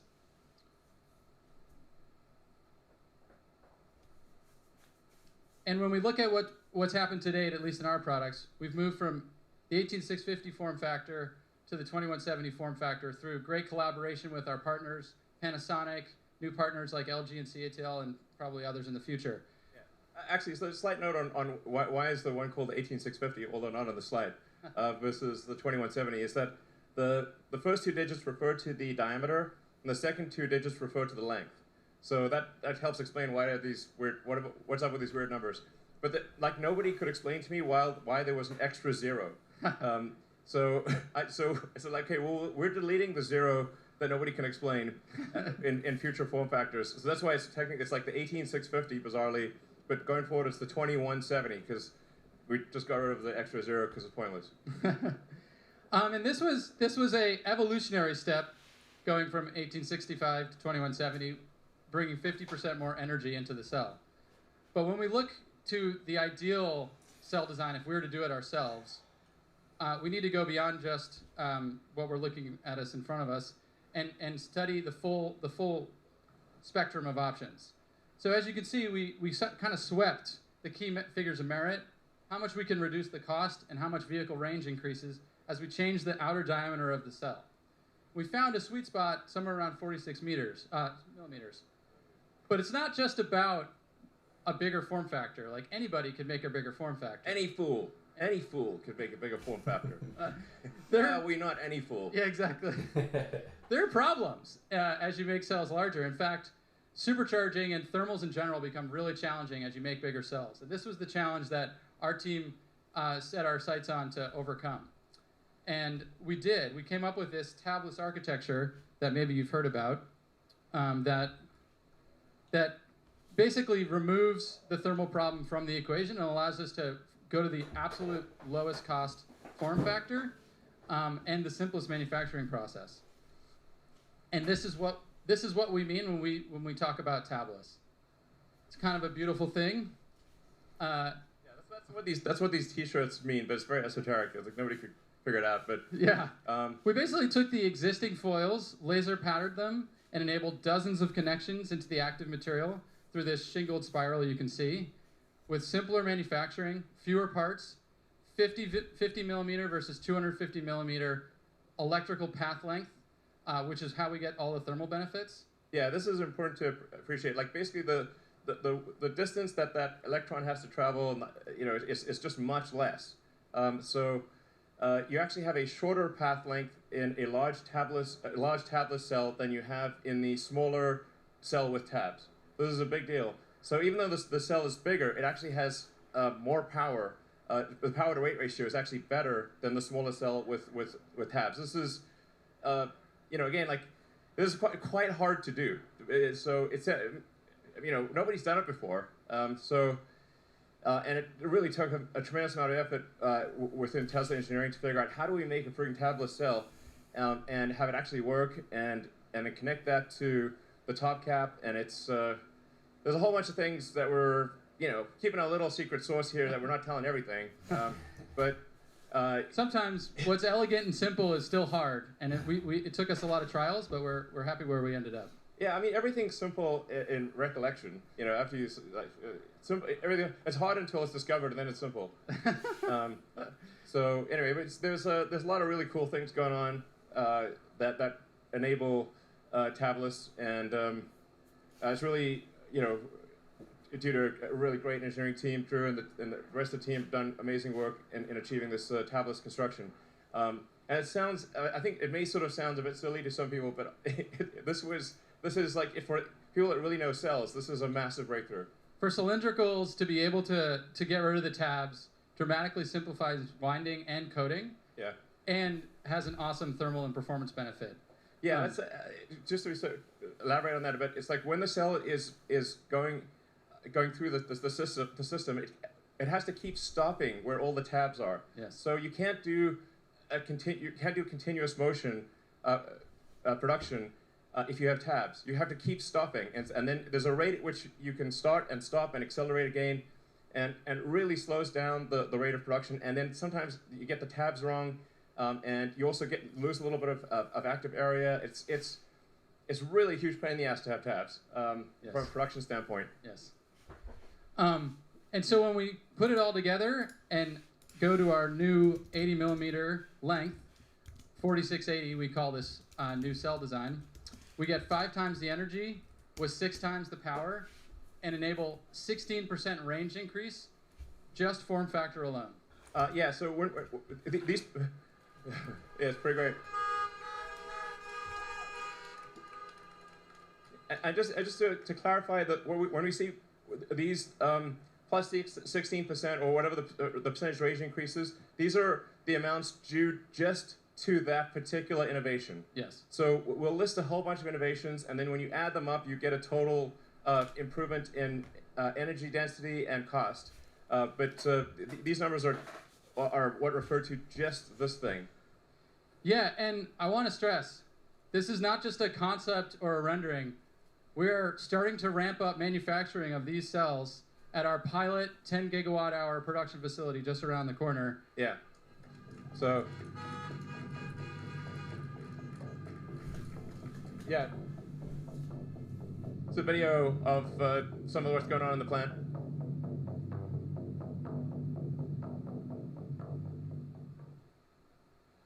Now, I mean, to be clear, it will take about a year to reach the 10 gigawatt hour capacity. So this is important to appreciate. Like when you build a factory, there's a certain capacity that you design to, and then it takes some period of time to actually achieve that capacity. So I would say it's probably about a year before we get to the 10 gigawatt hour annualized rate with the pilot plant. And this is just a pilot plant. The actual production plants will be more on the order of maybe 200 gigawatt hours, maybe more over time. And thank you. But let's stack up everything we just saw at the cell level. So just the cell form factor change enables a 14% dollar per kilowatt hour reduction, just that cell form factor change. And now that you've been teased on this factory, we're going to go on and walk step by step through that factory and discuss a series of innovations there. When thinking about the ideal cell factory, we have inspirations behind us in the paper and bottling industry, where from humble beginnings, over a century of innovation has enabled mass scale, continuous motion, unbelievably low manufacturing cost. And when we think about the lithium-ion industry, which is really only in its 3rd decade of high-volume production, it has so far to go to achieve similar scale and simplicity. And that was the inspiration that we set out to the team as we thought about how to marry cell design and manufacturing in the best possible factory. And let's talk a little bit about what's in a cell factory. First, there's an electrode process where the active materials are coated into films onto foils. Then those coated foils are wound in the winding process we just talked about, where if you do have tabs, you have to start and stop a lot. Then the jelly roll is assembled into the can, sealed, filled with electrolyte, and then sent to formation, where the cell is charged for the first time, and where the sort of the electrochemistry is set and the quality of the cell is verified. And we set out at every step of this process to try to take that inspiration we just showed and think about how we make those processes fundamentally better and more scalable. And one of the most important processes is where it all begins, the wet process of the electrode coating. And just to give you all a sense of scale, I'm going to walk through what's in that wet process. You've got mixing, where the powders are mixed with either a water or a solvents for the cathode. That mix then goes into a large coat and dry oven, where the slurry is coated onto the foil, huge ovens, tens of meters long, dried, and that solvent then has to be recovered. You can see the solvent recovery system. And then finally, the coated foil is compressed to the final density. And when you're looking at this, you're like, wow, that's a lot of equipment for one step, especially when you consider that little speck next to the coating oven is a person. This is serious iron involved in making batteries. Wouldn't it be great if we could skip that solvent step, which is one of those dig a ditch and then fill it kind of things, where you put the solvent in and then take it out and recycle it, and just go straight to dry mix to coat? And that's what the dry process really is about. And in the most basic form, you can see it here on a bench top. Literally, powder into film. As simple as that. I mean, it's hard, actually, just to be clear. So, if this was easy, everyone would do it. So it's not like dry coating electrode is actually easy. It's actually very hard to do what appears to be a simple thing. And it's worth noting, like, we did acquire Maxwell as like a little over a year ago, I guess. And it's certainly a good company and everything, but the dry coating they had was like, it's like sort of, I would call proof of concept. Since the acquisition, we've actually revved the machine that does dry coating 4 times. So we're in revision 4 post-acquisition of the machine. And there's still a lot of work to do. So I would not say this is like completely in the bag. There's still a lot of work to do. And as you go from like benchtop to lab to pilot to volume production, there are actually major issues that you encounter at every level. It's not like you make something work on your bench and bingo, now you can make a bazillion of it. Absolutely. It's insanely difficult to scale up.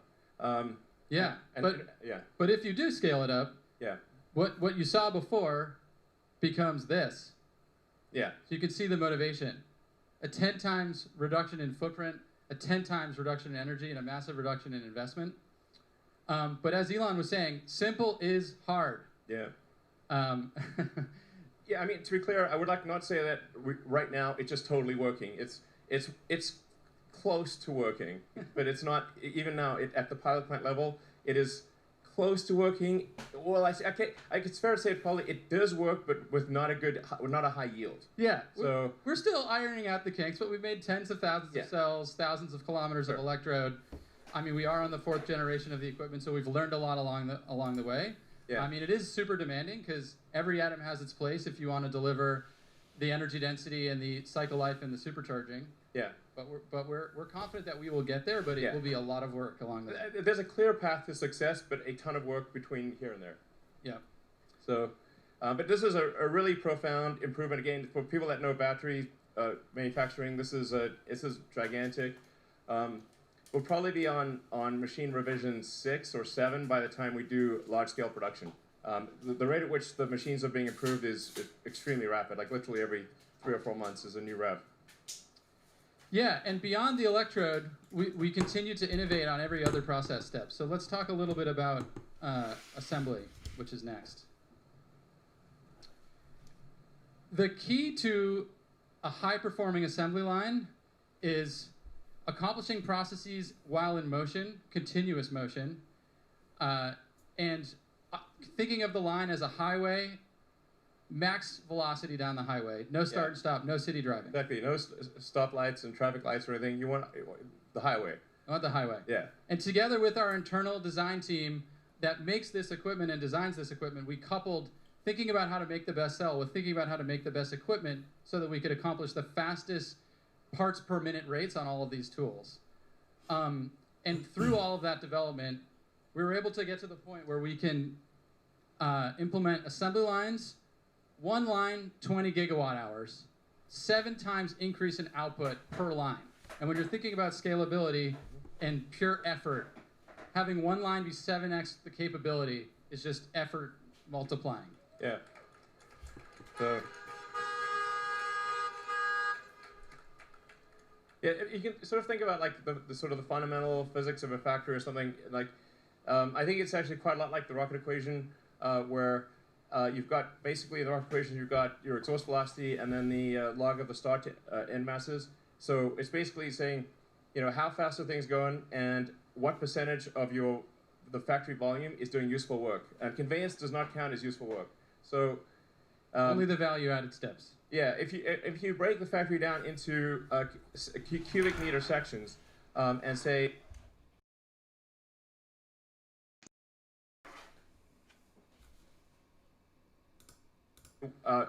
is a majority of this volume doing useful work, you would be astounded at how bad most factories are. They're like maybe 2 or 3%, including our factory in Fremont. So I think it is possible to get to at least 10 times that volumetric efficiency. So more like 30% ish, maybe more, and be 10x better, which means the factory can be 10 times smaller. And then the other thing is how fast are things going through the factory? It's like speed and density. The faster you go, like if a factory that's moving at say twice the speed of another factory is equivalent to 2 factories basically, and the company that will be successful is the company that with one factory can accomplish what other companies take 2 or 3 or 4 factories to do. So this is what we're trying to do here is say, okay, how do we with one factory achieve what maybe 5 or even 10 factories would normally be required to achieve? And the vertical integration with the machine design teams at Groman and Hybar and others allows us to really accomplish that because we don't have all these edge conditions between one piece of equipment and another. We can design the entire machine to be one machine and remove all of these unnecessary steps. Yeah, I mean, basically Tesla is aiming to be the best at manufacturing of any company on Earth. This is the thing that's actually most important in the long run. I think, just from a company standpoint and from basically achieving sustainability as fast as possible. But I think also for long-term competitiveness, eventually every car company will have long-range electric cars. Eventually every company will have autonomy. I think, but not every company will be great at manufacturing. Tesla will be absolutely head and shoulders above anyone else in manufacturing. That is our goal.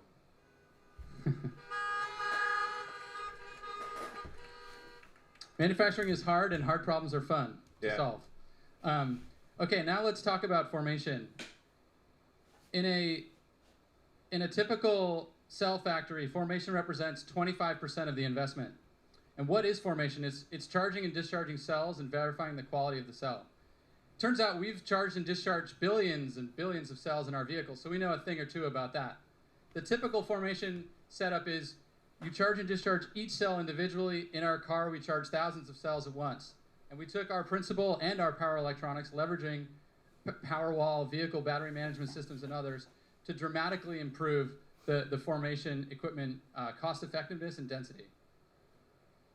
86% reduction in formation investment, 75% reduction in footprint. So.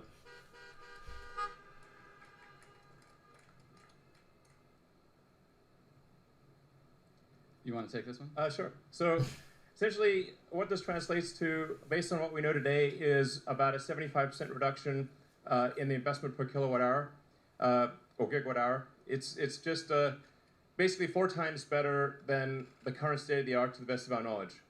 And I think there's probably room to improve even beyond that. Definitely. Definitely, yeah.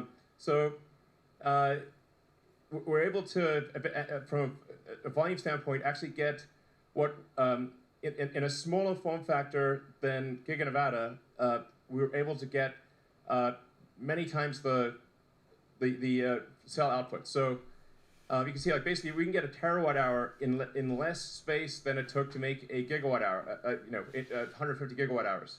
So this is pretty profound. You know, it's like I would actually not have thought this was possible several years ago. That we could actually get to terawatt hour scale in less space than what we currently envision for doing 150 gigawatt hours. Yes, simpler accelerates terawatt hour scale, and that's what we need to do to accelerate our mission. And you know, as Elon said, we're going to try to even improve on this as we push towards our goals, which are. Yeah. So this is just for. This is just talking about Tesla internal cell production. As I tweeted out earlier, we will continue to use our cell suppliers, Panasonic and LG and CATL. And so this is 100 gigawatt hours supplemental to what we buy from suppliers. Yeah, essentially, this does like reduce our weighted average cost of a cell because it allows us to make a lot more cars and a lot more stationary storage. And then long term, we're expecting to make on the order of 3,000 gigawatt hours or 3 terawatt hours per year. I think we can. I think we've got a good chance of achieving this actually before 2030, but I'm highly confident that we could do it by 2030. When you look at the size of that factory on the previous page, it really shows how enabling all of these advancements are in achieving a 3 terawatt hour goal by 2030. And not only is all of that manufacturing innovation fantastic for enabling scale, it's also an additional 18% reduction in dollar per kilowatt hour at the battery pack level. But wait, there's more. But wait, there's more. Yeah. So we have a manufacturing system, we've got a cell design. What are the active materials we're going to put in that cell design? Let's talk about the anode first. Let's talk about silicon. Why is silicon awesome? It's awesome because it's the most abundant element in the Earth's crust after oxygen, which means it's everywhere. It's sand. Yeah. Sand is silicon dioxide. Yeah. And it happens to store 9 times more lithium than graphite, which is the typical anode material in lithium-ion batteries today. So why isn't everybody using it? The main reason is because the challenge with silicon is that it expands 4x when fully charged with lithium. And basically, all of that expansion stress on the particles start cracking, they start electrically isolating, you lose capacity, the energy retention of the battery starts to fade, and it also gums up with a passivation layer that has to keep reforming as the particles expand. Yeah, basically, with silicon, the cookie crumbles and gets gooey. That's basically what happens. Good analogy. Yeah. And current approaches to solve this, which exist, I mean, we have silicon in the cars that you're all in right now, are involved highly engineered, expensive materials in the scheme of things. Now, they're still great, and they enable some of the benefits of silicon. They just don't enable all of it, and they're not scalable enough. And you can see some of the things that maybe you've heard of, SiO, silicon with carbon, or silicon nanowires. I mean, that's kind of the space right now. What we're proposing is a step change in capability and a step change in cost. And what that really is to just go to the raw metallurgical silicon itself. Don't engineer the base metal. Just start with that and design for it to expand in how you think of the particle in the electrode design and how you code it. Yeah, and I'm not sure if you saw this. Basically, $1 per kilowatt hours. Yeah. Basically, if you use simple silicon, it's dramatically less than even the silicon that is currently used in the batteries that are made today. And you can use a lot more of it. The anode would cost, with this silicon, and the anode costs $1.20 a kilowatt hour. Yeah. And how does it work? Start with raw metallurgical silicon, stabilize the surface with an elastic ion conducting polymer coating that is applied through a very scalable approach. No like chemical vapor deposition, no highly engineered high capex solutions, and then integrated into the electrode through a robust network formed out of a highly elastic binder. And in the end, by leveraging this silicon to its potential, we can increase the range of our vehicles by an additional 20%, just this improvement. Yeah, it gets cheaper and longer range.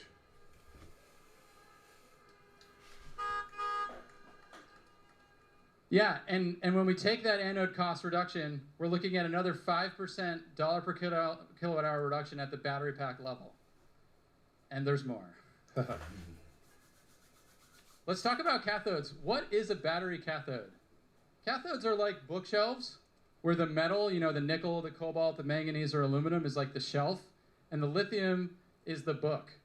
And really, what sets apart these different metals is how many books of lithium they can fit on the shelves and how sturdy the shelves are. Cobalt is a... Yeah, sorry, I was just going to say, like, it's tough to exactly figure out what the right analogy is to explain cathode and anode, but a bookshelf is probably a pretty good one, in the sense that you need a stable structure to contain the ions. So you want a structure that does not crumble or get gooey, or basically that holds its shape in both the cathode and the anode. As you're moving these ions back and forth, it needs to retain its structure. So if it doesn't retain its structure, then you lose cycle life and your battery capacity drops very quickly. Absolutely.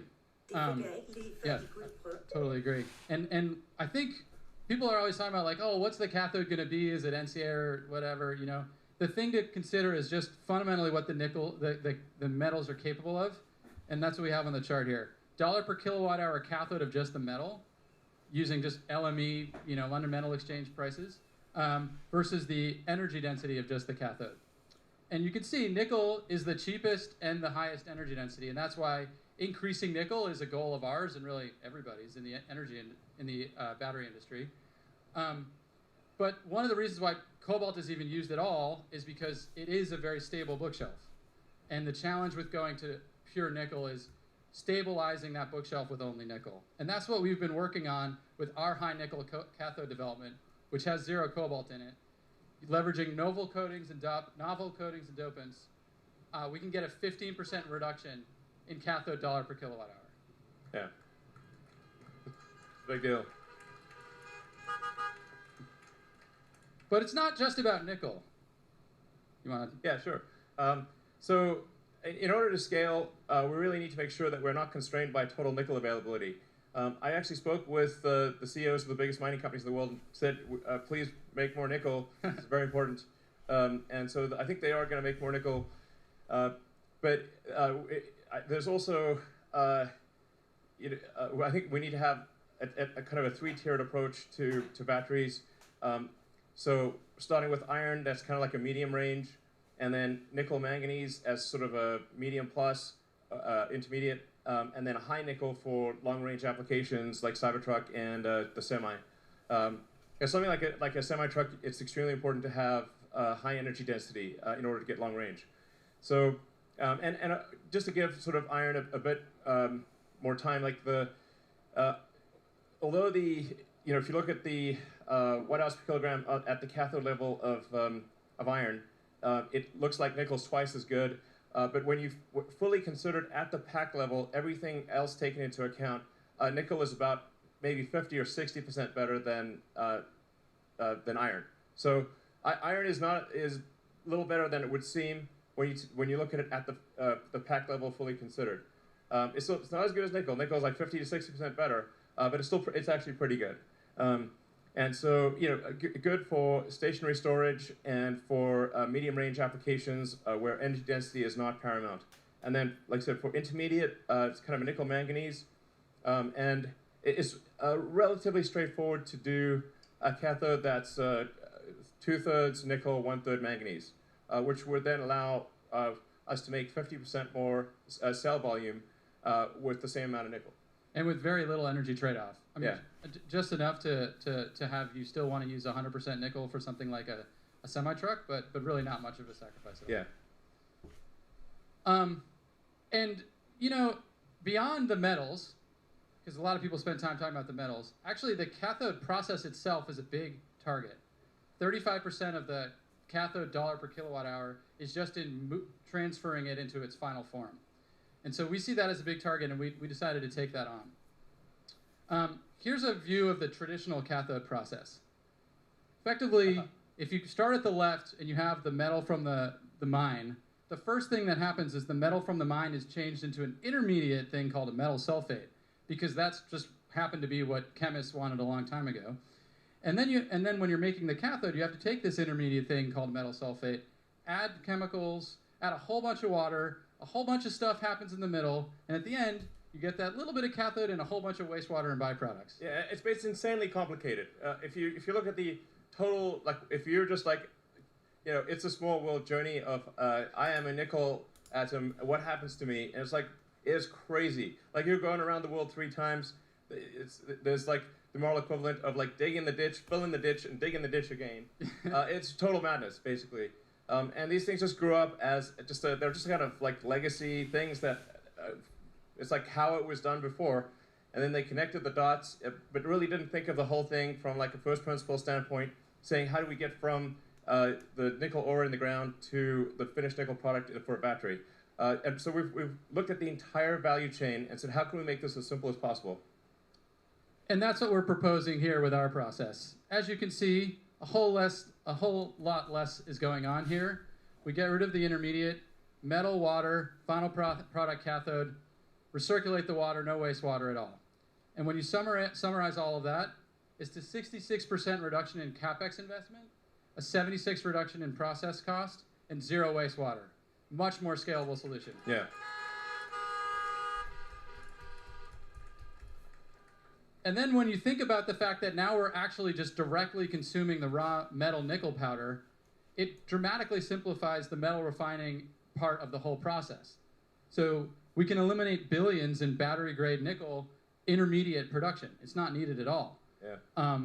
And we can also use that same process we showed on the previous page to directly consume the metal powder coming out of recycled electric vehicle and grid storage batteries. So this process enables both simpler mining and simpler recycling. And now that we have this process, obviously we're going to go and start building our own cathode facility in North America and leveraging all of the North American resources that exist for nickel and lithium.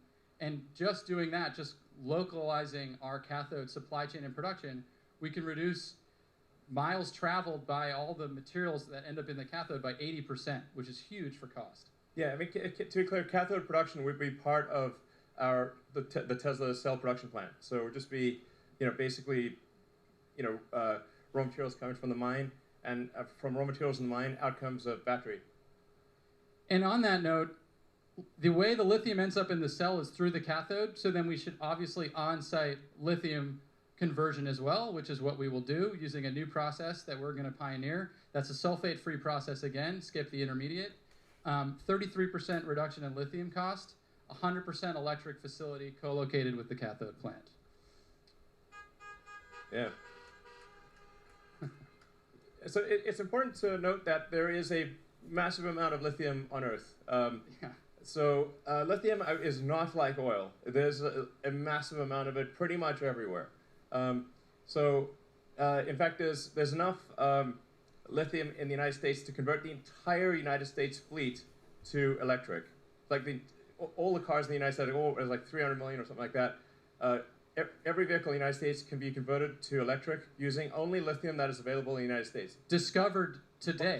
What we already know exists. People really haven't even been looking. Yeah, people haven't been trying because it's just like widely available. So, but it is important to say, like, okay, what is the smartest way to take the ore and extract the lithium and do so in an environmentally friendly way? And we actually discovered again, looking at a sort of first principles physics standpoint, instead of just the way it's always been done, is we found that we can actually use table salt, sodium chloride, to basically extract the lithium from the ore. Nobody's done this before. To the best of my knowledge, nobody's done this. And it's a sort of, you know, all the elements are reusable. It's a very sustainable way of obtaining lithium. And we actually we actually got rights to a lithium clay deposit in Nevada. Over 10,000 acres. Over 10,000 acres. And then the nature of the mining is actually, I think, also very environmentally sensitive in that we sort of take a chunk of dirt out of the ground, remove the lithium and then put the chunk of dirt back where it was. So it will look pretty much the same as before. And it will not look like terrible. And yeah, it'll be nice. Nice. Yeah. So Simply mix clay with salt, put it in water, salt comes out with the lithium, done. yeah, it's pretty crazy. Yeah. So we're really excited about this, and there really is enough lithium in Nevada alone to electrify the entire U.S. fleet. Yeah, that's true. Actually, just what's in Nevada. That's basically so much damn lithium on Earth. It's crazy. It's one of the most common elements on the planet. And eventually, as we said at the beginning, when we get to this steady state 20 terawatt hours per year of production, we will transfer the entire non-renewable fleet of both power plants, home heating and battery and industry heating and vehicles to electric. And at that point, we have an awesome resource in those batteries to recycle to make new batteries. So we don't need to do any more mining at that point. And you can see why. Yeah. The difference in the value of the material coming back from the vehicle versus the ground, you'd always go to the vehicle. And we recycle 100% of our vehicle batteries today. And actually, we are starting our pilot full-scale recycling production at Gigafactory Reno next quarter to continue to develop this process as our recycling returns grow. Yeah, I mean, to date it's been done by third parties, but we think we can recycle the batteries more effectively, especially since we know our batteries, we're making the same battery as the thing we're recycling. So whereas like third-party recyclers have to consider batteries of all kinds. Yeah, and just to think about what this actually means, the recycling resource is always 10 or greater years delayed because batteries last a really long time. But eventually, it is the way that all resources will be made available, and that's why we're investing in this recycling facility in Nevada. Yeah. Long-term, new batteries will come from old batteries once the fleet reaches steady state. Right. Okay, so we just talked about scaling cathode and recycling. All of the benefits that you just saw are added to this benefit of a 12% reduction in dollars per kilowatt hour at the battery pack level. Almost at our halve the cost goal, but there's one more section. Take it away, Elon. Great. So there's an architecture that we've been wanting to do at Tesla for a long time, and we finally figured it out. And I think it's the way that all electric cars in the future will ultimately be made. It's the right way to do things. So it starts with having a single piece casting, or a single piece casting for the front body and the rear body. And in order to do this, we commissioned the largest casting machine that has ever been made. And it's currently working just over the road at our Fremont plant. We have it's pretty sweet. Making the currently making the entire rear section of the car as a single piece, high pressure die cast aluminum. And in order to do this, we actually had to develop our own alloy because we wanted a high strength casting alloy that did not require coatings or heat treatment. This is a big deal for castings, especially with a large casting. If you heat treat it afterwards, it tends to deform. It kind of like does this like potato chip thing. So it's very hard to keep a large casting to have its shape. So in order to achieve this, there was no alloy that existed that could do this. So we developed our own alloy, a special alloy of aluminum that has high strength without heat treat and is very castable. So that's a great achievement of our materials team. In fact, in general, we've got a lot of advanced materials coming for Tesla, that new alloys and materials that have never existed before. So so you're basically making the front and rear of the car as a single piece, and then that then interfaces to what we call the structural battery, where the battery for the first time will have dual use. The battery will both have the use as an energy device and as structure. This is absolutely the way things are done. In the early days of aircraft, they would carry the fuel tanks as cargo. So the fuel tanks actually were quite difficult to carry. They were like basically worse than cargo. You had to kind of bolt them down. It was very difficult. And then somebody said, "Hey, what if we just make the wing tanks? What if we just make the fuel tank in wing shape?" So all modern airplanes, the fuel tank your wing is just a fuel tank in wing shape. This is absolutely the way to do it. And then the fuel tank serves as dual structure, and it's no longer cargo. It's fundamental to the structure of the aircraft. This was a major breakthrough. We're doing the same for cars. So this is really quite profound. Effectively, the non-cell portion of the battery has negative mass. So we save so much mass in the rest of the vehicle. We save more mass in the rest of the vehicle than the non-cell portion of the battery. So it's like, well, how do you really minimize the mass of a battery? Make it negative. Make the battery non-cell portion of the battery pack negative. It also allows us to pack the cells more densely because we do not have intermediate structure in the battery pack. So instead of having these supports and stabilizers and stringers and structural elements in the battery, we now have a lot more space in the battery because the pack itself is structural. What we do is essentially, instead of having just a filler that is a flame retardant, which is currently what is in the 3NY battery packs, we have a filler that is a structural adhesive, as well as flame retardant. So it effectively glues the cells to the top and bottom sheet. And this allows you to do shear transfer between the upper and lower sheet. Just like if you have like a Formula One craft or like a racing boat, and you have carbon fiber face sheets and say aluminum honeycomb between them, this gives you incredible stiffness. And it's really the way that any super fast thing works is you create basically a honeycomb sandwich with two face sheets. This is actually even better than what aircraft do, because aircraft do not do this. They can't do this because fuel is liquid. So in our case, the batteries are solid. So we can actually use the steel shell case of the battery to transfer shear from the upper and lower face sheet, which makes for an incredibly stiff structure, even stiffer than a regular car. Yeah. In fact, if this was a convertible that had no upper structure, it would be stiffer than that convertible would be stiffer than a regular car. So it's just really really major.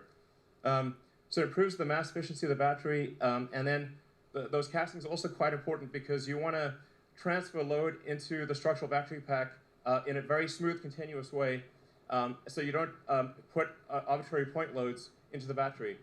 So you want to sort of feather the load out from the front and rear into the structural battery. It also allows us to to move the cells closer to the center of the car, because we don't have the in the top one we've got sort of all the supports and stuff. So the volumetric efficiency of the structural pack is much better than a non-structural pack, and we actually bring the cells closer to the center, and because they're closer to the center, it reduces the probability of a side impact potentially contacting the cells, because it has to go, any kind of side impact has to go further in order to reach the cells. It also improves what's called the polar moment of inertia, which is that you can think of like when there's ice skater, arms out or arms in. Arms in, you rotate faster. So if you can bring things closer to the center, you reduce the polar moment of inertia, and that means the car maneuvers better. It just feels better. You won't know why, but it just feels more agile. So it's really cool. This is really major. Like I said, so 10% mass reduction in the body of the car, 14% range increase, 370 fewer parts. So, I mean, I really think that long term, in any cars that do not take this architecture will not be competitive. And it's not just at the product level a better product, but in the factory, it's a massive simplification. You saw the part removal. It's casting machines. It's the structural battery pack. So we're looking at over 50% reduction in investment per gigawatt hour, 35% reduction in floor space, and we'll continue to improve that as we make the vehicle factory of the future. Yeah, so major improvements on all fronts, from the cell all the way to the vehicle. And in addition to the improvements we just said on enabling additional range and improving the structural performance of the vehicle, it is worth another 7% dollar per kilowatt hour reduction at the battery pack level, bringing our total reductions now to 56% dollars per kilowatt hour. Yeah.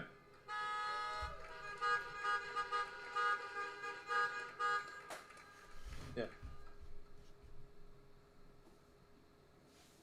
All right, so stacking it up, we're not just talking about cost or range. We've got to look at all the facets. So range increase, we're unlocking up to 54% increase in range for our vehicles and energy density for our energy products.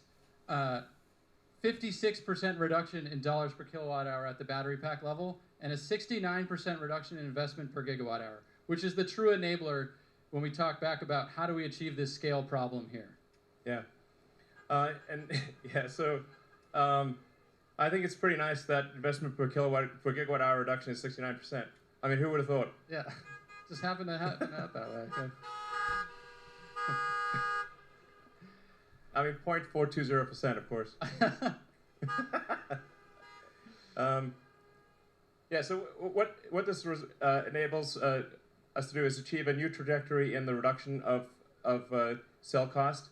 And now, to be clear, it will take us probably a year to 18 months to start realizing these advantages, and probably to fully realize the advantages, probably it's about 3 years or thereabouts.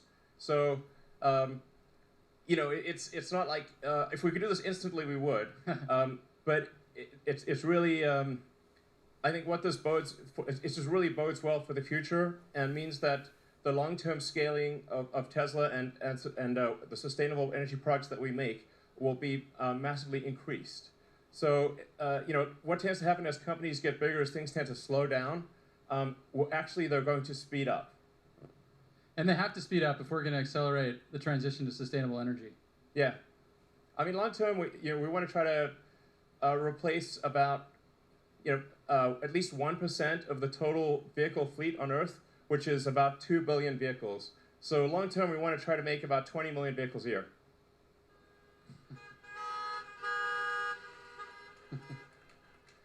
But I think it's important to point out that when we talked about 3 terawatt hours by 2030, the problem is a 20 terawatt hour problem. So everybody needs to be accelerating their efforts to accomplish these objectives. Doesn't matter where you are in the value chain, there is a ton to do. You need to rethink from first principles how you do it so that you can scale to meet all of our objectives. Yep. And Elon? Sure. What does this mean? What does it mean for what does this mean for our future products? We're confident that long term we can design and manufacture a compelling $25,000 electric vehicle.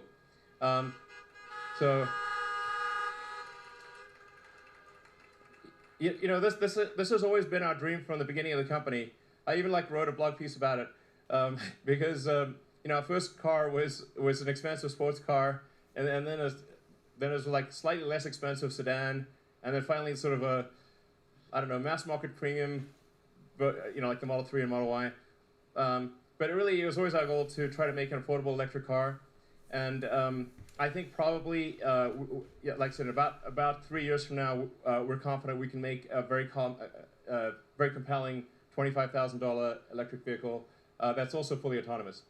And when you think about the $25,000 price point, you have to consider how much less expensive it is to own an electric vehicle. Yeah. So actually, it becomes even more affordable at that $25,000 price point. Yeah. So we have and extreme performance and range, and we should probably talk about the Model S Plaid. What about that?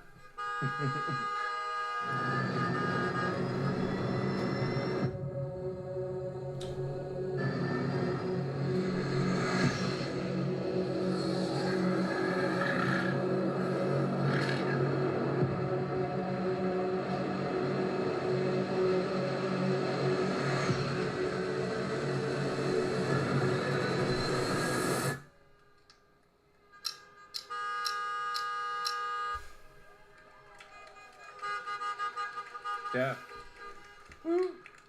So, we took the latest Plaid out to Laguna Seca on Sunday. It got a minute 30, and we think probably there's another 3 seconds or more to take off that time. So we're confident the Model S Plaid will achieve the best track time of any production vehicle ever, of any kind, two-door or otherwise.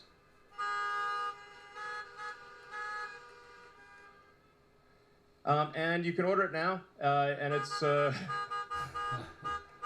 available basically end of next year. So, and now we'll move to Q&A. Absolutely. So we'll invite a few people on stage. Come on up, team. This is just a small portion of the team, but it would be great to, show you some more of the team, and when we do Q&A, we can give various people different questions to answer. Sounds great. Actually, I don't know how we're getting the questions. Actually, I don't know either. Okay, well, you can just you can maybe get out of the car for 2 seconds and yell it at us. I don't know. Hey, how do we get any questions? Oh, they're mics. Okay, wait for the mic. Oh, there are mics. Okay, great. All right. Okay, we'll definitely need to give people mics because otherwise there's no way. Sorry? Okay. All right, we're going to pass some mics out. We don't have a name for the $25,000 car yet. It's a great question, though.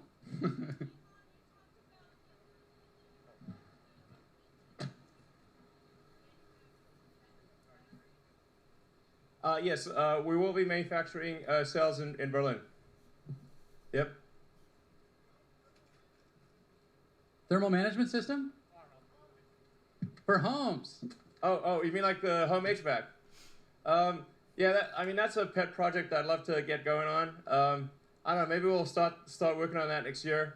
Because I just think you could really make a way better home HVAC system that's really quiet and super efficient and super energy efficient, and also has like a way better filter for particles, and and it works very reliably. And we've already developed that for the car.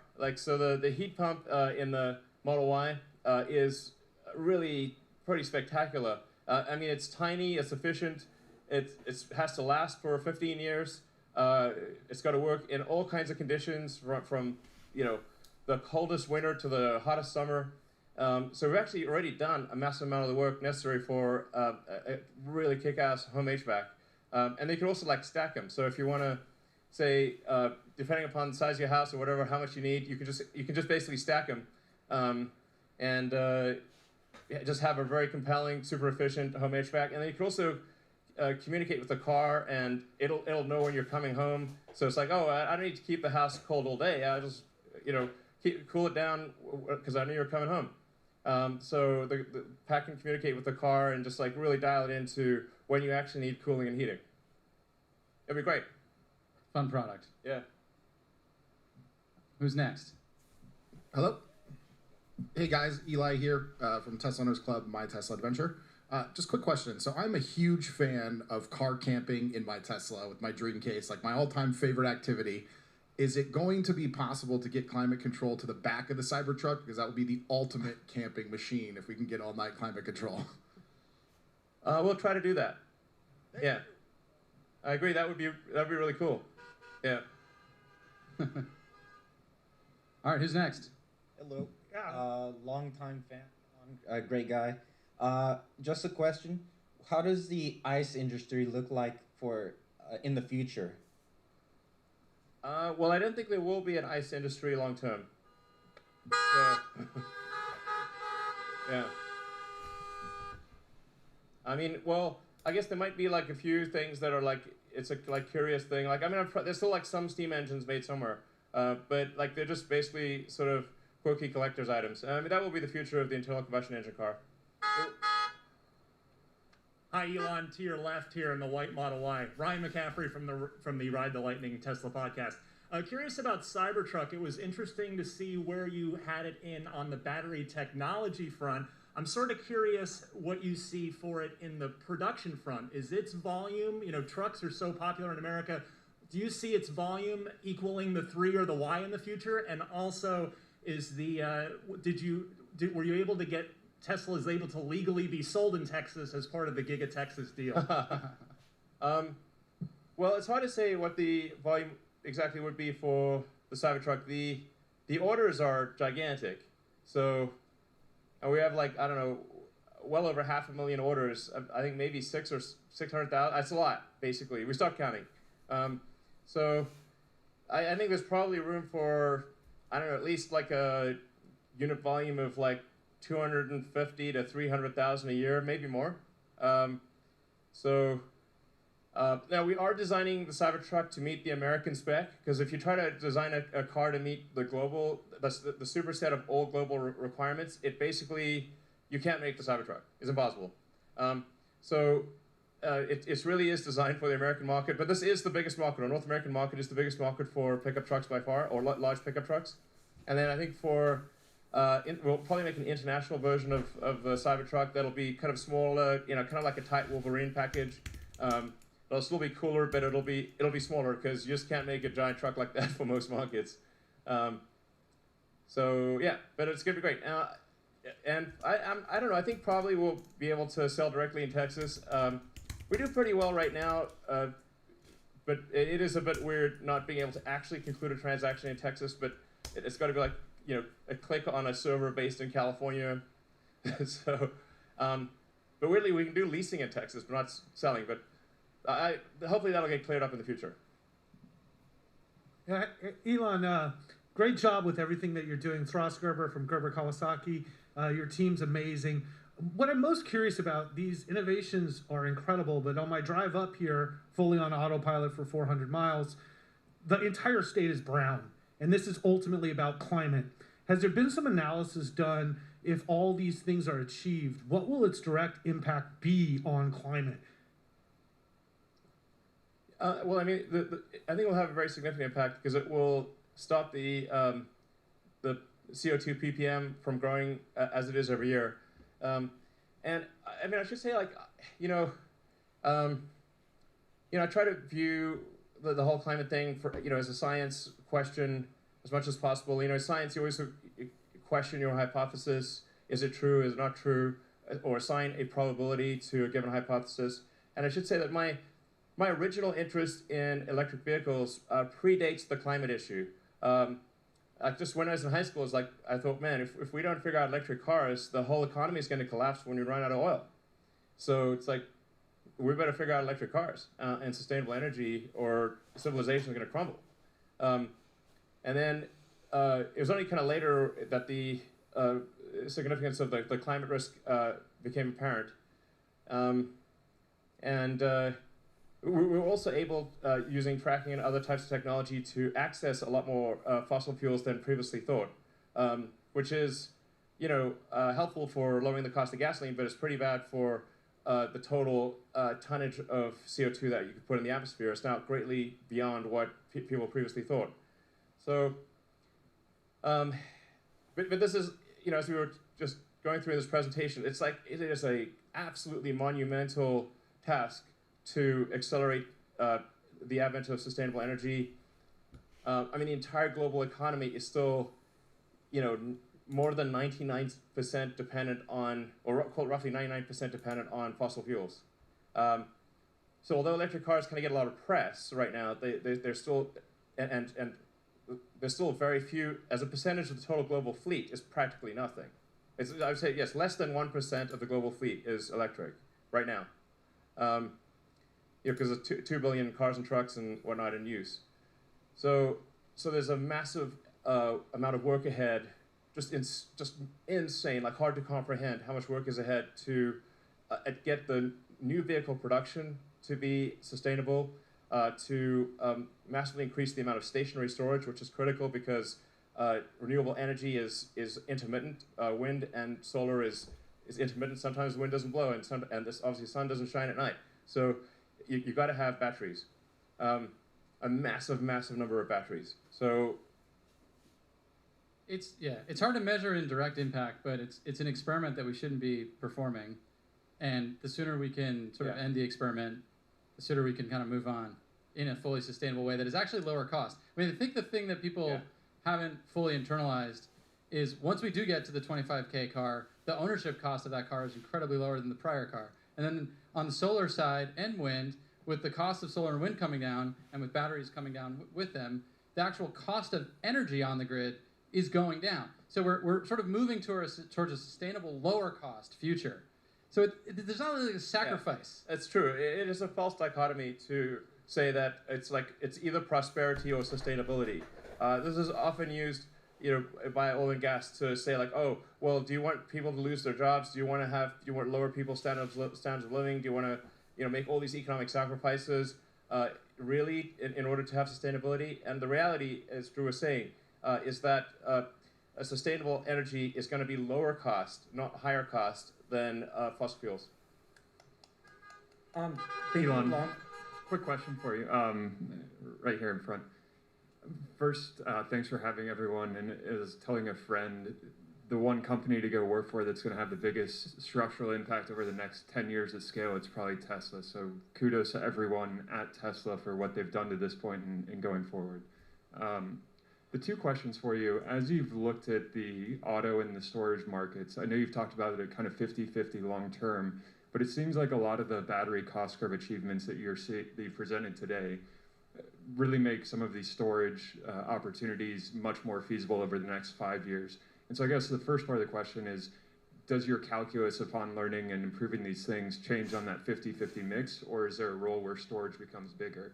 And then the second part of the question, with all these huge grand visions, who's going to be with Tesla from a corporate perspective accomplishing these things? Obviously, Tesla can't do it alone, but when you look at some of the traditional auto industry or power, et cetera, I don't see a lot of other Teslas.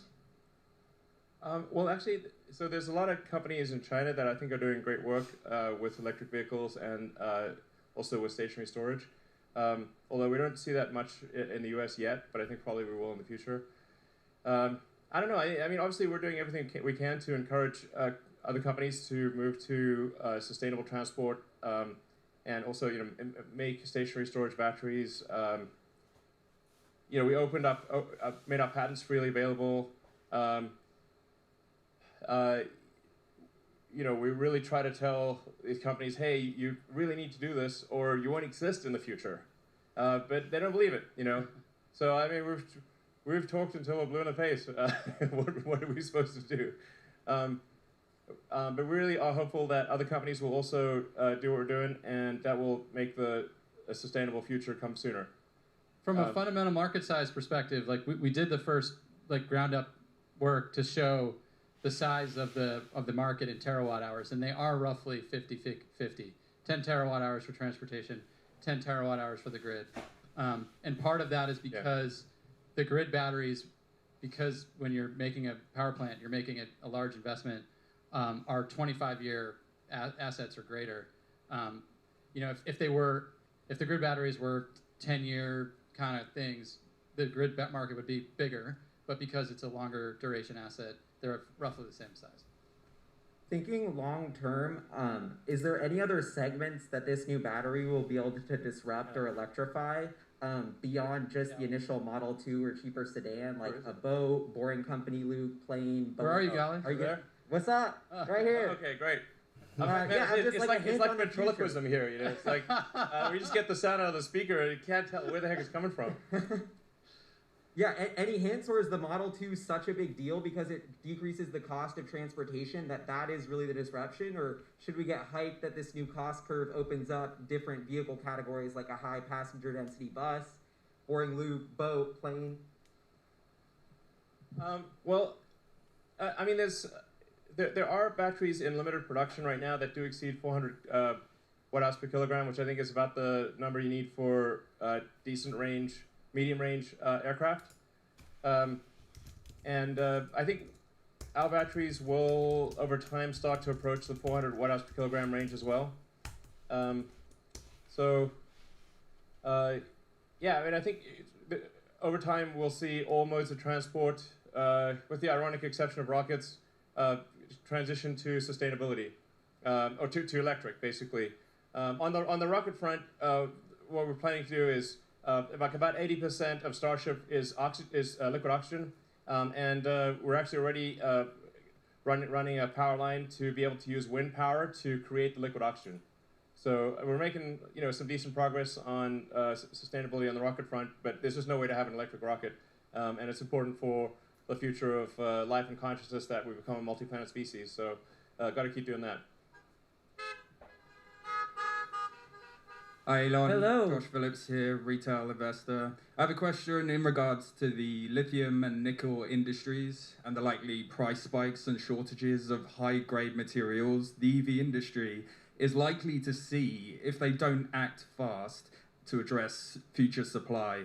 Tesla have clearly made the right moves that are necessary, but there's a real worry that the potential supply issues and price spikes will create a drag on the rest of the EV industry, and therefore a drag on global EV adoption. What advice would you give to the EV and mining industries to quickly solve this looming hurdles? Because for a sustainable energy future, the spice must flow. Thank you. Yeah, indeed, the spice must flow. The new spice. I don't know. I think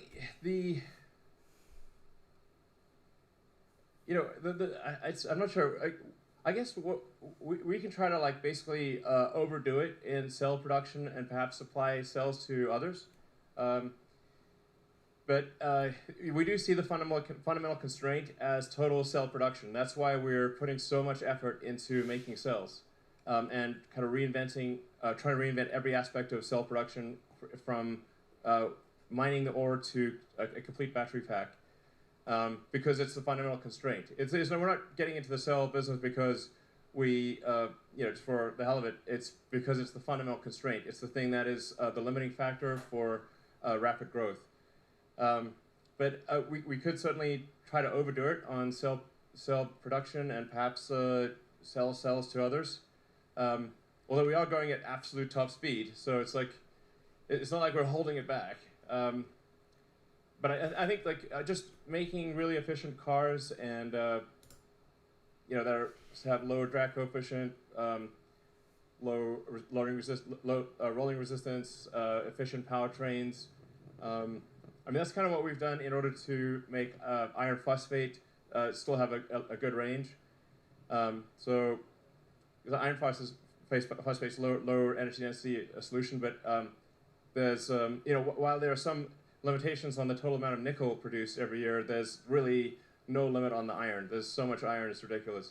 So you can really scale up iron phosphate, at a raw materials basis faster, more than you can nickel.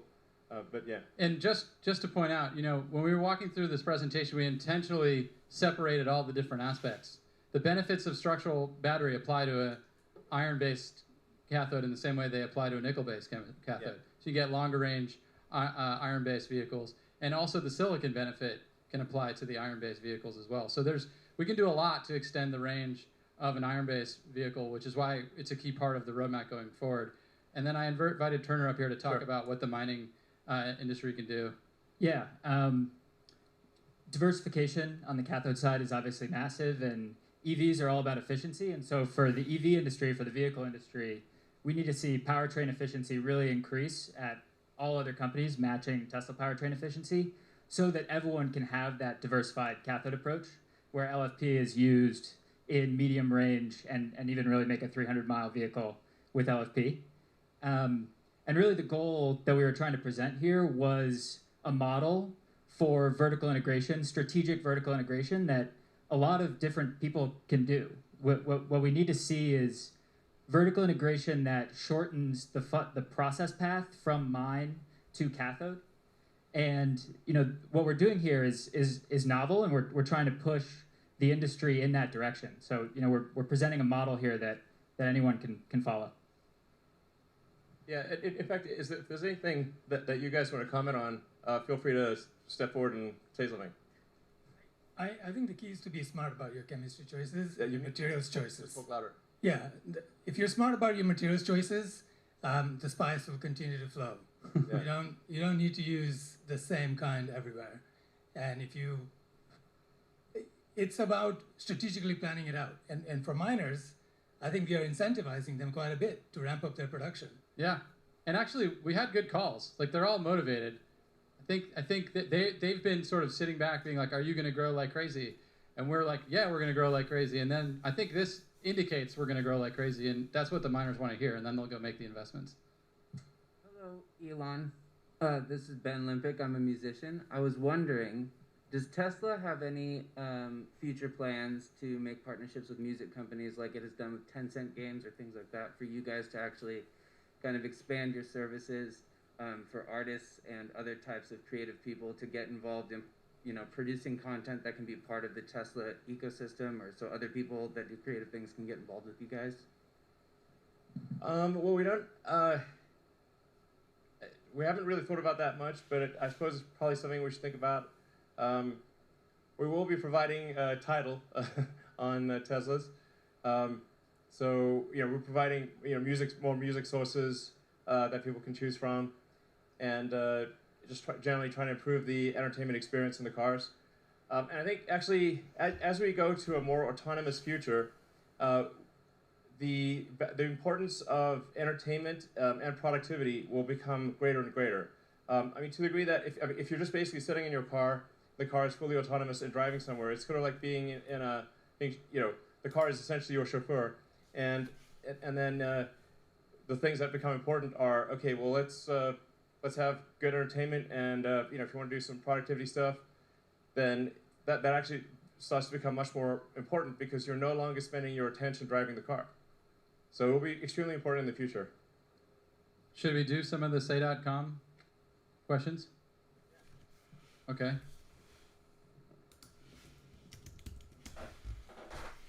Should we do the second one? The first one I think we already answered. Like, if we're able to make enough sales, which we'll try to do, or we will supply other companies. It's definitely not an intentional effort to keep the sales to ourselves. If we can make enough for other companies, we will supply them. We're trying to do the right thing for advancing the sustainable energy, whatever that is. So, vehicle to grid, we get asked that a lot. I think one thing that's important to note is vehicle to grid. It doesn't, unless you have a power cutoff. Like, you need to cut off your main supply to the grid. Otherwise, if you lose the power in your house, you'll basically just backflow energy to the grid. So just having a reversal in the power flow does not actually keep the lights on. You need a whole separate system to cut off power to the grid. And I think there's also the case that people really want the freedom to be able to drive and to charge at their house. And it's obviously really problematic if you get to morning and your car, instead of being charged, it discharged into the house, and then you're sort of, okay, now I can either drive or use the battery to power my house. I think it's actually going to be better for people's freedom of action to have a power wall and a car separate, and then it's everything works. And you add that, you basically combine that with solar, either solar retrofit or solar glass roof, and local battery storage. So you basically become your own utility, and then the car is can be charged also with solar. I think that's like the stuff that works. That said, like, we can certainly do vehicle to grid. And I think we could basically enable that with software in Europe or something, right? Yeah. We are future generations of power electronics. We will be able to do this more or less everywhere from a energy market participation perspective. But yeah, from a backing up the house, and it just so happens that the way the North American connectors are on all the cars in North America, it doesn't matter whether it's the Tesla connector or the connector that the other vehicles have, doesn't actually support powering your home. It's unfortunate. So you need an additional hardware to do that. But yeah, in the future, all versions of our vehicles will be able to at least do bidirectional power flow for the purposes of energy market participation. But even for that, it's important to remember that your car isn't plugged in 24/7. So it's kind of an unpredictable resource for the grid. It'll have a value, but it's not the same as a stationary battery pack. Yeah, honestly, a vehicle to grid sounds good, but I think actually has a much lower utility than people think.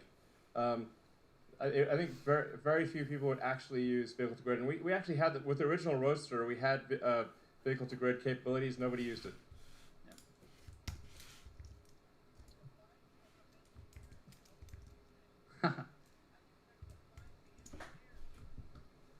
How do we find the engineers to do everything we're saying?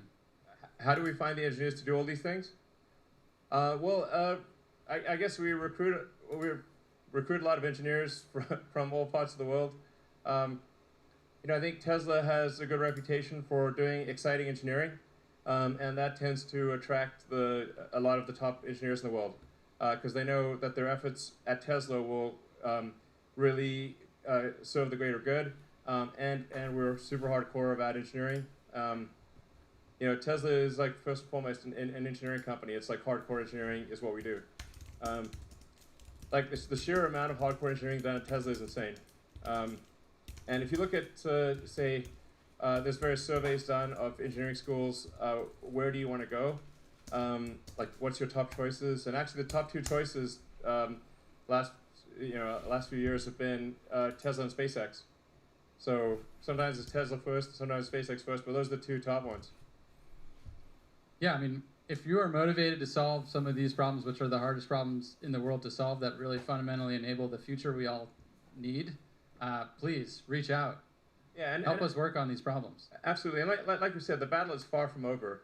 Less than 1% of the global automotive fleet has been converted to electric, and even maybe less than 0.1% of stationary storage has been done. So stationary storage has barely begun. Converting the global vehicle fleet to electric has barely begun. So there's still a massive amount of engineering work to be done at Tesla and other companies to accelerate this transition to sustainability. Hey, can you guys hear me? Yeah. This is Jordan from Mark Asset Management. So you've talked about the importance of the factory, and you've mentioned the ground-up design process and a lot of the new things that you're going to be doing or started to do in Shanghai, Berlin, and Austin. Can you just maybe help us understand and quantify like how financially meaningful all of those improvements will be? And then given what you're trying to accomplish as a company, is it fair to assume that the vast majority of improvement will be given back to the customer in the form of lower prices? Yeah, I mean, I think certainly we will try to give back as much as possible to the customers. It's not like, it's not like Tesla's profitability is crazy high. Our average profitability for the last 4 quarters is like maybe 1%. So just to be clear, it's not like we're minting money. Our valuation makes it seem like we are, but we're not. We do want to try to make the price as competitive as we can without like losing money. And if you lose money, then if you keep losing money, you'll die. So we have to. This thing called profit is just like we need to bring in more money than we spend, otherwise we're dead.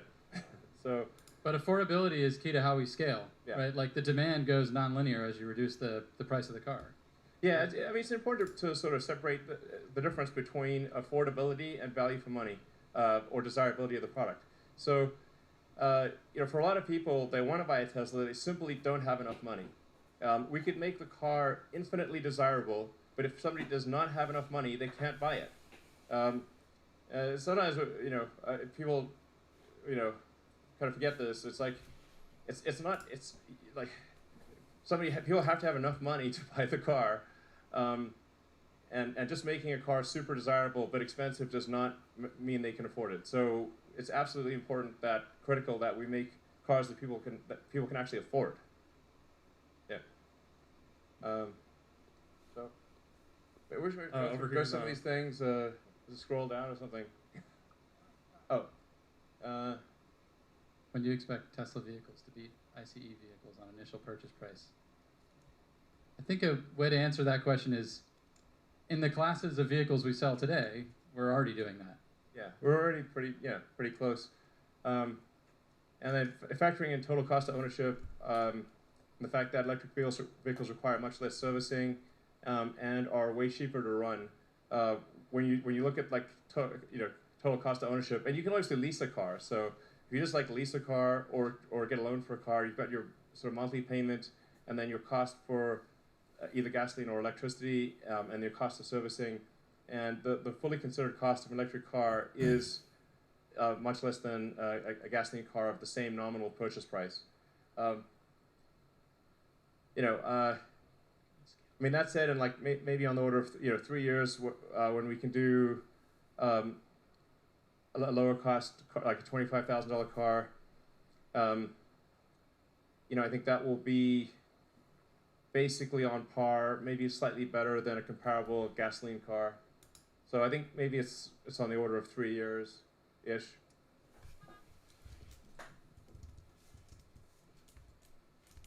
How have the technology advancements and increased vertical integration of battery manufacturing influenced your ability to improve the environmental and social impact of the supply chain? And I think, yeah. I think we sort of have said that already. Yeah. Do you have some ability to scroll through this?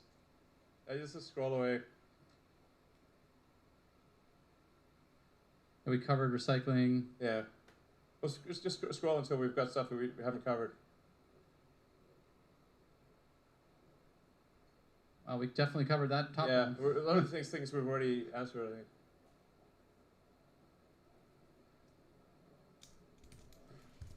Covered that. That one. I think we literally just answered that. Yeah. Oh, I saw a cathode durability question. Let's go to that one. Go down, go down, go down. Good technical question. Keep going. How are you going to address the cathode durability and cost and environmental impact trifecta? Is this something you're going to leave the upstream supply chain to solve? No, I think we tried to answer that directly. I mean, we really are looking at not just what happens in the cathode facility, but like currently outside the cathode facility that should really be inside, and removing processes that shouldn't have been there in the first place, and the use of reagents that are just costly and not necessary, and removing a bunch of wastewater from the process. Guys, is there anything you want to add to? Maybe we could go through everyone and maybe say what you're doing and say a few words. I don't know. Sure. I just want to reiterate the fact that this is a massive problem. Massive problem. And it seems like Tesla's on its way and ahead, but we need everybody's help because it's everybody's planet, and we're not going to get to 20 terawatt-hours by ourselves. So please think about this carefully as it affects everybody. So let's get on it. And obviously, if you care about solving sustainability and doing hardcore engineering, definitely come work at Tesla. Yeah, we went through a couple of the manufacturing improvements, and it kind of looks easy when you put together a nice slide deck, but the challenges are like this. It's super challenging when you take materials out of the process, when you integrate processes together. You have to do a lot of things at once, and that's like this immense engineering challenge. And so to appreciate that, you need to get through this, we need the best engineers we've got, and we've got this awesome team. I just want to shout out also to all of our team watching, you guys are awesome. You absolutely kicked ass putting this together, and yeah. Yes. Thank you. Thank you, Tesla team. Totally agree. Yeah, that's it. Yeah. Okay. Yeah. Ronnie Westmoreland, managing the construction here at Tesla. What I would like to say is, one, shout out to the team. The team has been working effortlessly. A very, very tough project here for 24 hours a day, it seems like, around the clock to have this complete. The thing that sets us apart from a lot of other construction, we have a construction company here. The thing that sets us apart is that we're integrated in the manufacturing process. So every detail that comes from Drew's mouth is directly implicated into the system that we're building. That way, what would typically take 3 or 4 months to create a specification, our design team is working right with the manufacturing team to allow us to speed that process up tremendously. So. Yeah, it's definitely a important part of the vertically integrated approach is to be able to design the factory around the equipment, in fact, together with the equipment, so that you can build the factory at lower cost and more quickly. Yeah, I'm Scott. I focus on cell design. I think it's hard to put into words how inspiring this is. I've been at it for a long time with Tesla, and yeah, I really hope others do join us. Since when, Scott? Since 2005. Yeah, yes, with many of you. But thank you. You know it. Yeah, a year before Drew, but who's keeping track? But I'm really stoked at what the team's been able to accomplish over the last, short period of time, about a year. It's been really an incredible transformation. I mean, hopefully what we've shown you inspires you to join us or join somebody else in the effort. And I couldn't think of a greater, more intelligent, more hardworking team to be working on with this problem. Hi, Peter. I lead the manufacturing improvement team. And I guess the point that I'd like to make is manufacturing improvements is like the accelerator. So like you think about the execution that Rodney talked about in terms of how fast we've been able to put together this factory, which is amazing and something that's been really incredible to be a part of. That's not enough. What we need to do is improve the manufacturing technology. That's the real accelerator. And that's what we're really focused on. Elon talks about it all the time, that really going and improving that system is what will enable us to get to the scale and the cost that we need. And then the other point that I would make is on the recruiting side, like it doesn't matter if you know about batteries. If you come from any industry, you can do something fantastic in the work that we're doing. We talk to people from industries that you wouldn't imagine. Like I talked to a guy who makes golf balls, and he has stuff which is really impactful for what we're doing. So, if you're in any industry and you want to be, impactful here, like come join us. It'd be great. Hi, excuse me. Hi, I'm Tony. I've been working in lithium and cathode materials for almost 23 years now, and this is the most growth I've seen in a company. I've been here a little over a year and a half. We're hiring amazing people that are allowing us to leverage technology that most of the industry is struggling to achieve. So to answer the question, how are we going to do this? We are really advancing the materials manufacturing for cathodes and for lithium beyond what has been accomplished in the previous 20 years. It's exciting. Yeah, my name's Turner. Work closely with the team. I've worked a lot with everyone here, and on the cathode and upstream materials side, it's really important that everyone understand that this growth is coming. This growth is real. We are going to make all of these batteries, and everyone needs to grow with us. The entire supply chain needs to grow with us. And if you have an idea that simplifies anything in the supply chain, come talk to us, come work with us, and let's do it. Any existing specification is wrong. Any existing manufacturing method is wrong. Process equipment, it's wrong. It's just a question of how wrong. Yes. Quote Elon Musk. Yes, exactly. We're wrong. Just a question of how wrong. Just try to be less wrong. So tell us how we're wrong and how we could do it better so that we can accelerate and improve as fast as possible. All right. Well, I guess thank you everyone for coming. I hope you liked the presentation. Very exciting future ahead. We're going to work our damnedest to transition the world to sustainable energy as quickly as possible, and your support and help is key to that success. So thanks again, super appreciated, and look forward to the next event. Thank you. Thank you. Thank you.